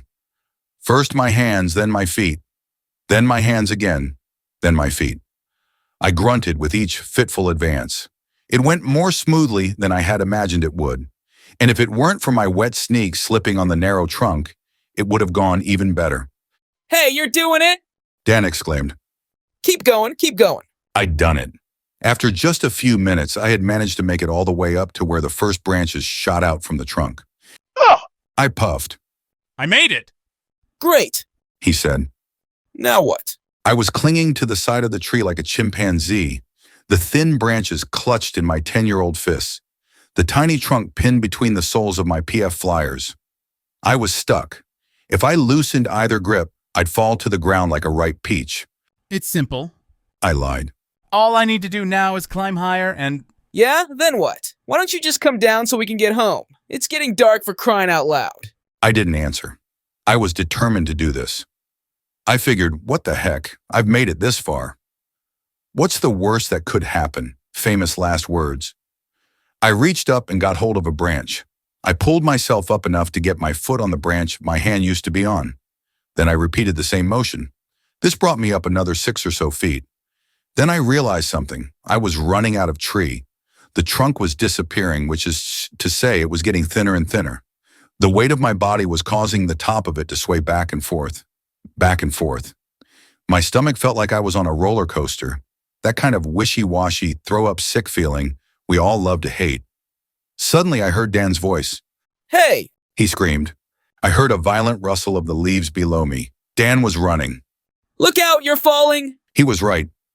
I was falling, or about to, from the top of a 30-foot tree in the middle of the woods, with no one around. Maybe I should have thought this thing through a little further. Grab something, quick! Grab something, you're gonna fall! I had a stranglehold on the tiny trunk of the aspen tree. I'd have to let go with one hand at least. Great idea. Except for one thing, I couldn't. Time seemed to stop. My knuckles were white from the strain. My feet, jammed into the crotch of branches a few feet down from my hands, were starting to hurt. Yet I remember thinking how beautiful it was way up there. The bright green of the aspen leaves, the way they shone vividly against the purplish late afternoon sky. I glanced down to the ground below. It was a carpet of yellow and red leaves, just beautiful. It seemed like a long way down, though. Much farther down than it seemed looking up. It gave my stomach a queasy feeling. My midsection tightened, and for a moment I felt like I had already fallen. Hey, hey! I heard Danny yell. My mind seized on his voice, and I was all at once back in my body. To my great relief, the tree stopped swaying. It was then that I truly realized that I was up a tree without a ladder, and that there was absolutely no way that Danny could help me. I was on my own, 30 feet up. Head in! I heard myself scream. What do I do? What do I do? Uh-oh. Hold on, just hold on, try not to move. I switched my hands on the skinny trunk, trying to stay as still as possible. My feet were so tightly jammed together, it was all I could do to stand the level of pain that was beginning to set in. Man, I'm in trouble, I thought. All right, I got it. I looked down to where I thought Dan was. He wasn't there. I panicked. Dan, where are you? Here, I'm over here. He yelled. Where? I don't see you. I screamed, starting to feel the panic rising inside me. Here, look over here, to your right. Look to your right. I switched hands again, trying to position myself so I could move to my right. Where? I don't see you. Over here. He yelled. I still couldn't see him down below. My hands started to slip. I switched again, this time moving around to my left. Here, look straight down. What? Straight down? You were on the right. You said on the right. I yelled with more panic now. Down, just look down, but don't move, you're gonna fall. I tried to look down like Dan said, but a strange thing happened. I was clinging to the top of the skinny tree, and the only thing that was keeping me there was the death grip I had on the tiny trunk. I realized that in order for me to look straight down, I had to move the whole top part of my body to one side or another. A dicey proposition, to be sure. And the stakes were high. If I moved too much, the thin trunk I had a hold on would sway big time, and I'd fall like a stone. I moved my head first, looking over my left shoulder. The whole tree shifted suddenly to the left. My stomach did somersaults. I jerked myself back upright. That's it, look down. Danny yelled. I can't. I'll fall. Silence. I tried to collect myself enough to think clearly. I have to do something. I can't stay up here all night. How the heck could I stay up here? Of course not. I have to figure out how to get down without killing myself. My hands were beginning to feel numb. My feet hurt like heck. My stomach was doing cartwheels. Come on, Mike, you gotta get down from there. Try climbing down. Amazingly, that was the one thing that I had not thought of. Climb down the same way I climbed up. Of course. Okay, here goes. I yelled. I slowly started to peel back the fingers of my left hand. When they were free but were still gripping the tree lightly, I started working on my right hand. Finally, I could feel them again. This was it, I thought. I gotta make a move, as much as I don't want to. I released the tree with my right hand and moved it carefully below a branch near my waist and tightened my grasp. Next, I took my left hand and did the same thing. So far, so good, I thought. Next came my feet. I had to move my feet somehow. But how? I could hardly feel them now they'd been stuck in the crotch of the branches so long. I moved the toes of my top foot first, then the toes of the foot that was jammed underneath it. My hands were starting to go numb again, so I tried flexing them on and off. I gotta make a move here pretty fast, I thought.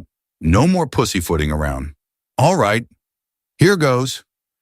I yanked up on my top foot.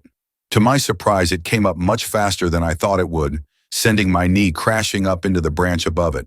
Ow! I yelled, my body jerked to one side. Look out! I heard from below.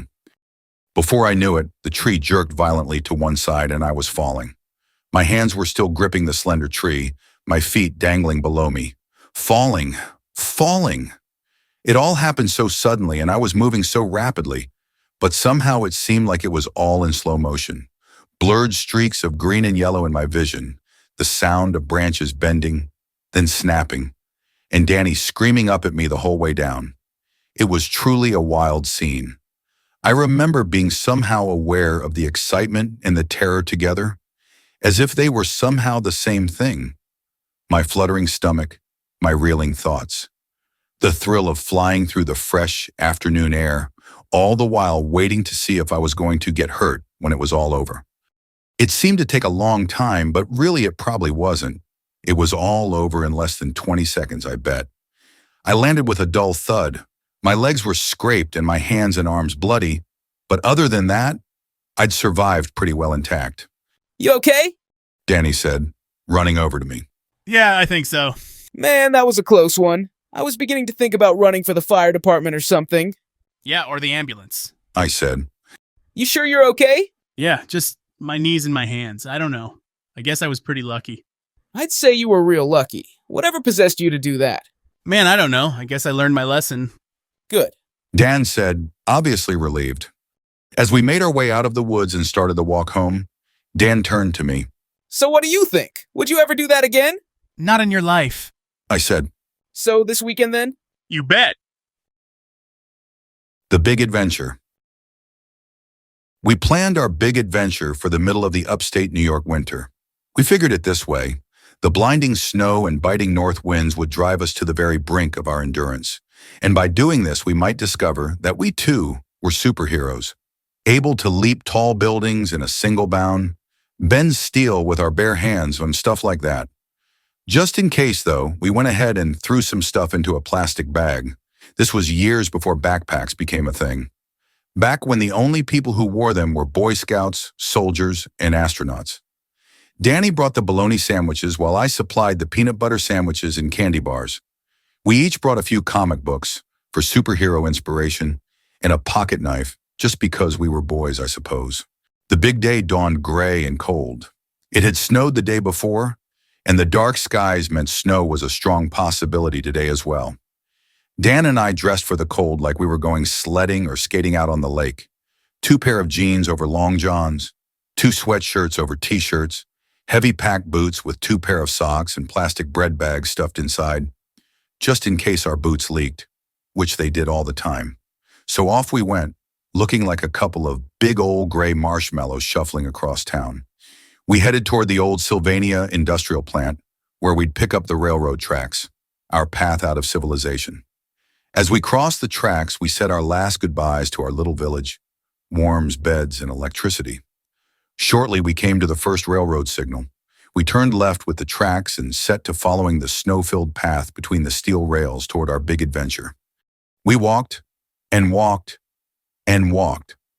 Our heavy boots trudged through the deep December snowdrifts covering the railroad tracks, making high-pitched squeaking noises with each strenuous stride. I don't remember ever walking so much for so long through such icy winds, having so much fun.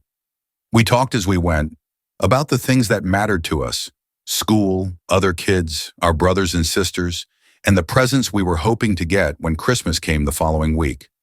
After a few hours, our stomachs let us know it was time to make camp. So we broke off the tracks and headed for a hedgerow a little ways down from where we were walking. The going got slower and slower the farther we strayed from the tracks. Step by laborious step, we made our way toward the hedgerow, our boots getting periodically stuck in the ever-deepening snow. At the same time, the underbrush we encountered became thicker and thicker. After a few minutes of struggling, Danny and I came to a particularly nasty patch of raspberry bushes. The thorns ripped and tore at our coat sleeves as we fought our way through. Finally, we broke through. What we found on the other side of this tortuous path was as unexpected as it was wondrous.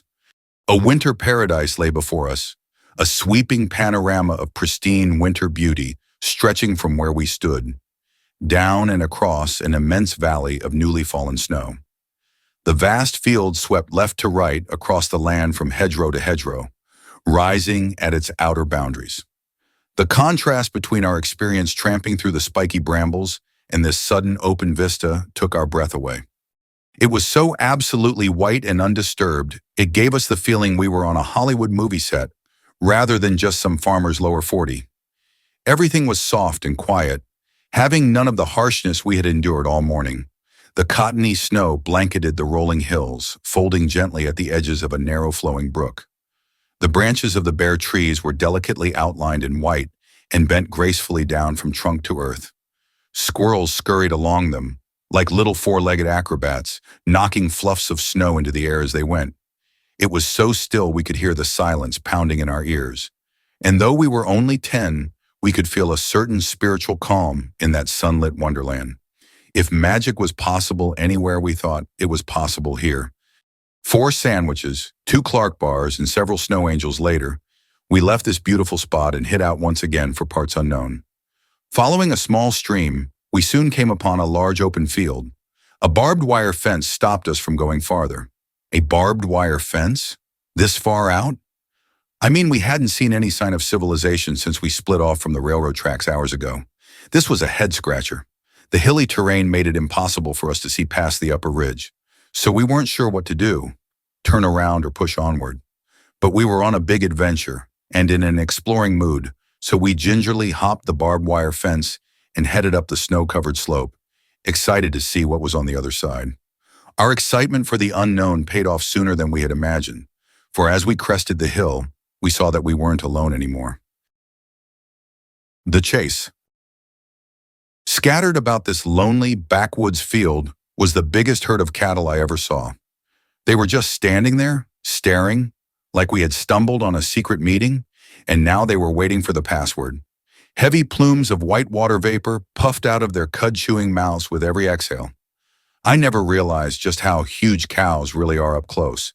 But there they were, bigger than life, twice as real and not 10 feet away. My mind felt the confusion of a million thoughts colliding. Time froze. Danny and I swapped startled stares. Like deer held motionless in the blinding glare of oncoming headlights, we stood stock still, face to face, in the frigid early afternoon air. If this were an episode in one of our comic books, the heroes of the story, Danny and I, would suddenly shed our human forms and emerge as the fearless snow warriors, triumphant rulers of the invading horde of interdimensional farm animals. But alas, we were not in a comic book. This was real life, and we were standing there staring at a herd of cows in a cold, snow-covered field, less than a car's length away, armed only with a plastic bag, a peanut butter sandwich, and a pocket knife. We stood there, Danny, me, and the cows, doing nothing. No sound, no movement, just stood there staring. All of a sudden, one cow raised a hoof and stomped it back down. Another stomped the ground, then another and another. The next thing we knew, the tense silence was shattered by the sound of a zillion hooves thumping the frozen field. They were charging us. Funny thing, I don't remember turning around, but we sure must have. Because almost at the same time the cows startled into action, Danny and I were already pounding our way back through the snowy pasture, making a beeline to the barbed wire fence. We may have had comic book characters in our minds, but these cows surely did not. They knew one thing. Get those little humans. Thundering hooves right behind us, 1,000,000 of them, a locomotive running us down. Louder and louder, closer and closer. They were gaining on us. These things are huge. How the heck could they be running this fast? I wondered. One of two things is going to happen. They catch up to us and trample our 10-year-old bodies into the snow, or we stumble into the barbed wire and get cut to smithereens. Danny and I ran as fast as our little legs could carry us. Huff, huff, huff, huff went our breathing. Huff, huff, huff, huff went theirs. We could hear them closing in on us. How could this be happening? We could see the barbed wire fence coming closer, but so was the herd. We sprinted down the hill, dodging fallen branches and frozen cow pies. When we finally reached the fence, we scrambled right over the top of it, miraculously avoiding getting snagged by the rusted wire. Once over, we didn't stop to look behind us. Would they still be chasing us? Could they be? Danny and I weren't about to wait around to find out. Once we cleared the barbed wire fence, we didn't stop. We kept running, our feet caked with heavy snow, our lungs burning with the cold air. We kept on running, lickety-split, out of the pasture, over the fence, straight into the next woods, screaming the whole way. We finally stopped when we didn't hear their hooves anymore. Dan and I stood there looking at each other, our chests heaving with the exertion of having outrun the cows. After a full minute, we started to catch our breath enough to talk. Holy cow! I said, still barely able to talk. You said it. Danny barked. What the heck was that? I said. Sheesh, I don't know, but I'll never ever look at another cow the same way, let me tell you. Man, they're scary. The whole episode, being so bizarre, just plain weird, could certainly have been an episode out of one of our Saturday morning cartoons, except it wasn't. It was real, and so was the terror. It scared the big jingles out of us. Lost in the woods. Getting pushed around by a bunch of angry cows left Danny and me feeling a little peckish, so we raided our bags for something to eat. Slim pickings is what we found. Half a Snickers bar and 1 peanut butter sandwich, made from that weird bread that Danny's parents liked, the kind without the crust. We ate the Snickers and slipped the sandwich into my bag, just in case we needed it later. You know, a winter's day in upstate is a peculiar thing. For one thing, they're mighty short. It seems no sooner it dawns than its bright white light turns gray and weak. Darkness falls like a heavy black curtain, sudden and complete. Then the real cold sets in. It was getting late. Danny and I were beginning to feel the cold and we were dog-tired. We needed to find the railroad tracks, and soon. Okay, remind me never to go on another one of these adventures again. That was too close. Dan said over his shoulder to me. I'm right with you there. I didn't know cows hated people so much. I know. What did we do? We were just walking through the field. Dan said. Oh, well, maybe that's what it was. I said. What? That's what was? Wait up, will you? Let me catch up. I can't hear you. Danny stopped walking for a moment and waited for me to catch up to him. Okay, now, what is what we did? Hold on. I said, motioning ahead of us with my mittened hand. Hold on for what? Danny said, his voice breaking a little, a sure sign he was getting more and more annoyed with the whole situation. Just hold on. Wait. What are you talking about? He said loudly. Shh, not so loud. Why are you shushing me? We're out in the middle of nowhere. Dan said in full-blown irritation now. I know, that's my point. Mike, you're starting to freak me out. What are you talking about? We gotta get out of here. I'm cold and I don't... I know. I said, cutting him off. I'm not sure which way to go. I don't know where we are. Yeah, no kidding, Sherlock. That's what I'm trying to say. He sputtered. Listen, just listen, will you? I said. For what? Exactly. I said. What on earth are you talking about? If you'd shut up for a minute. I said, matching his exasperation. Okay, this is how I figure it. I said in a low voice. If we try to listen real quiet, we might hear something that would give us a clue to where we are. Okay, but do we have to stop walking? I mean, this could take all day, and I don't want to be the one to break it to you, but we don't exactly have all day. All right, walk. I said in a hissing whisper. But be quiet for crying out loud and keep your ears open. Can you do that? Please? All right. You don't have to yell. Danny said. Danny and I slogged through knee-deep drifts of newly fallen snow for a few minutes, alone with our thoughts, trying not to think too much about how much trouble we could be in if we were really lost. Just then we came upon what appeared to be a path. It ran from the field through which we were traipsing to a nearby patch of woods. It might be a path, but we still had no idea where we were. Taking this path, we realized, could either get us home or get us hopelessly lost. It was getting colder by the minute, so we decided to take a chance. We took the path. At first, the path seemed easy and well-marked, but the farther we hiked, the more dense the forest became, until suddenly the lights went out, the path ended, and we were lost. From our Boy Scout training, we remembered that the best thing to do when you were lost was to remain calm and think things out. So naturally, we screamed wildly instead. Help! Help! Can anybody hear us? Help! Then we stopped and screamed again. Help! Then we stopped. And sure enough, during that moment of panic-stricken quiet, a most glorious sound came to our ears. It was the sound of automobile tires running on pavement. We had stumbled upon a road. You hear that? Do you? I yelled to Danny. I sure do. We made it! We found a road! I screamed. Okay, but which one is it? Dan replied. I don't know, but my money is on Black Brook. Oh, Blackbrook Road. Yeah, I bet you're right. Man, this is great. We'll be home before you can say Great Krypton. Dan yelled. Help! Old Black Brook Road is a lonely stretch of country lane traveled mostly by honest, grubby farmers on their slow dinosaur-like machines. Among the broken-down houses that were scattered along this badly paved back road lived several of the town's more colorful folks.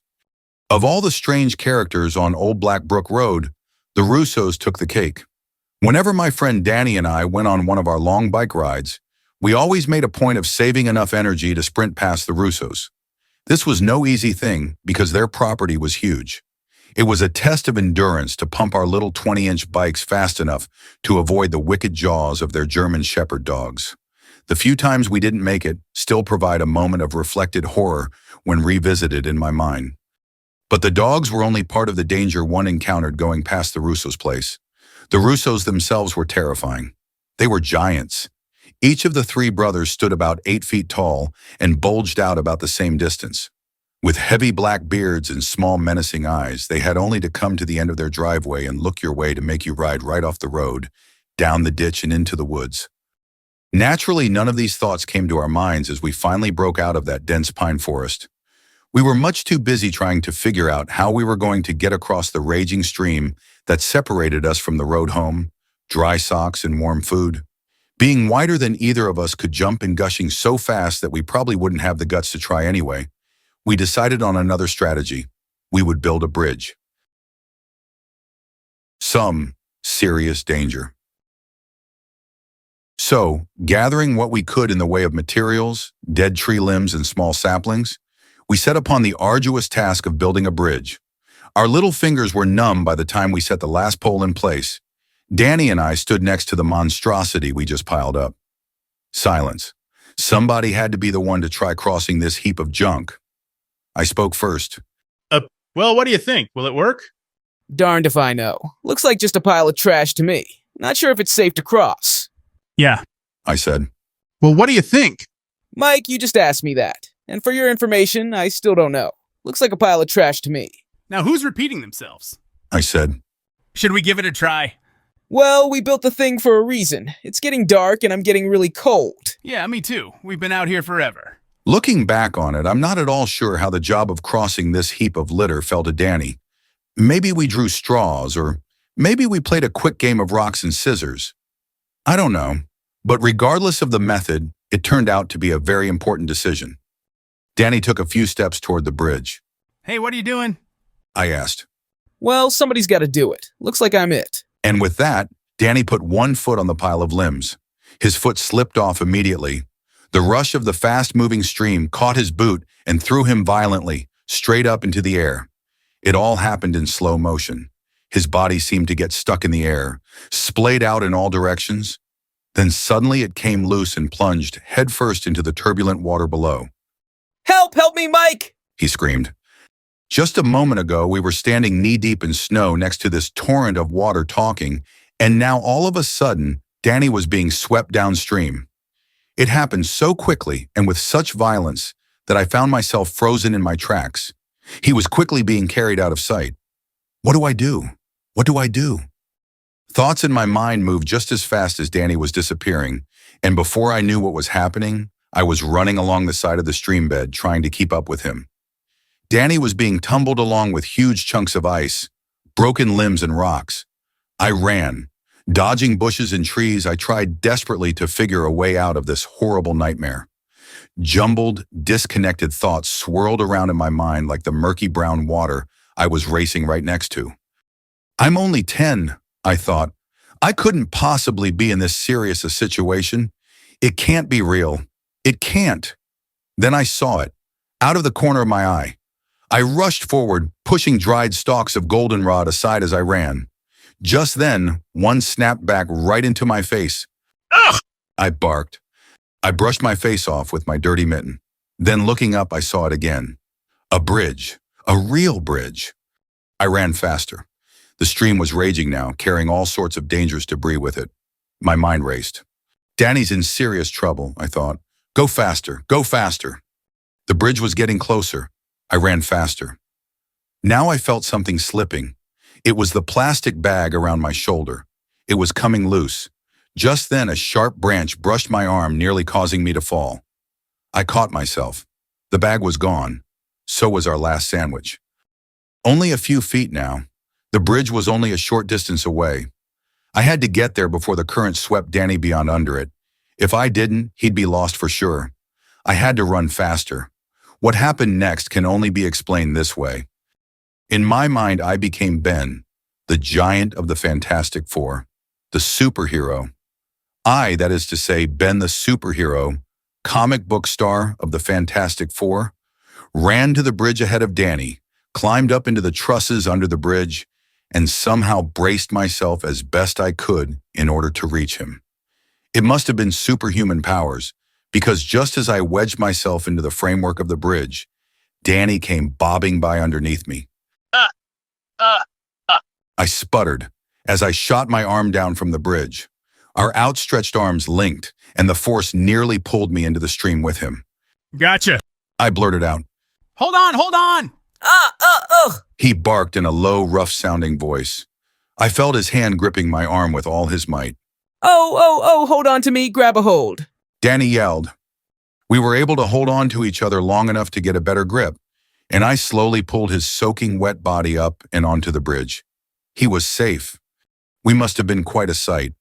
Danny on top of me, soaking wet, hair slicked down, body dripping gray icy water, face gripped with terror. And me, wet, filthy, breathing like a freight train, equally terrorized. Thanks, Mike. Thanks for saving me. I don't know what would have... Yeah, I know. I said in gulps. I know. Home again. It was a long, cold walk home, with lots of deep words exchanged between our chattering teeth. We were tired, cold, and humbled by the events of the day. Our adventure was more than we bargained for, but in our hearts we were glad, because as we approached the Russo's compound, we were not afraid, not one bit. We marched right past the house without so much as a thought to the dogs or the giants. We had done a lot of growing up that day. Epilogue. During the years that followed, Danny and I shared many more boyhood adventures, but not long afterwards things began to change. I don't know how it happened or even why, but as high school approached, Danny and I drifted apart. His brother Charlie moved away. Our par 3 course's tin cans filled in with dirt and worms. Cartoons gave way to Saturday morning baseball practice. We discovered girls. Soon he became just another face in a crowded high school hallway. The end.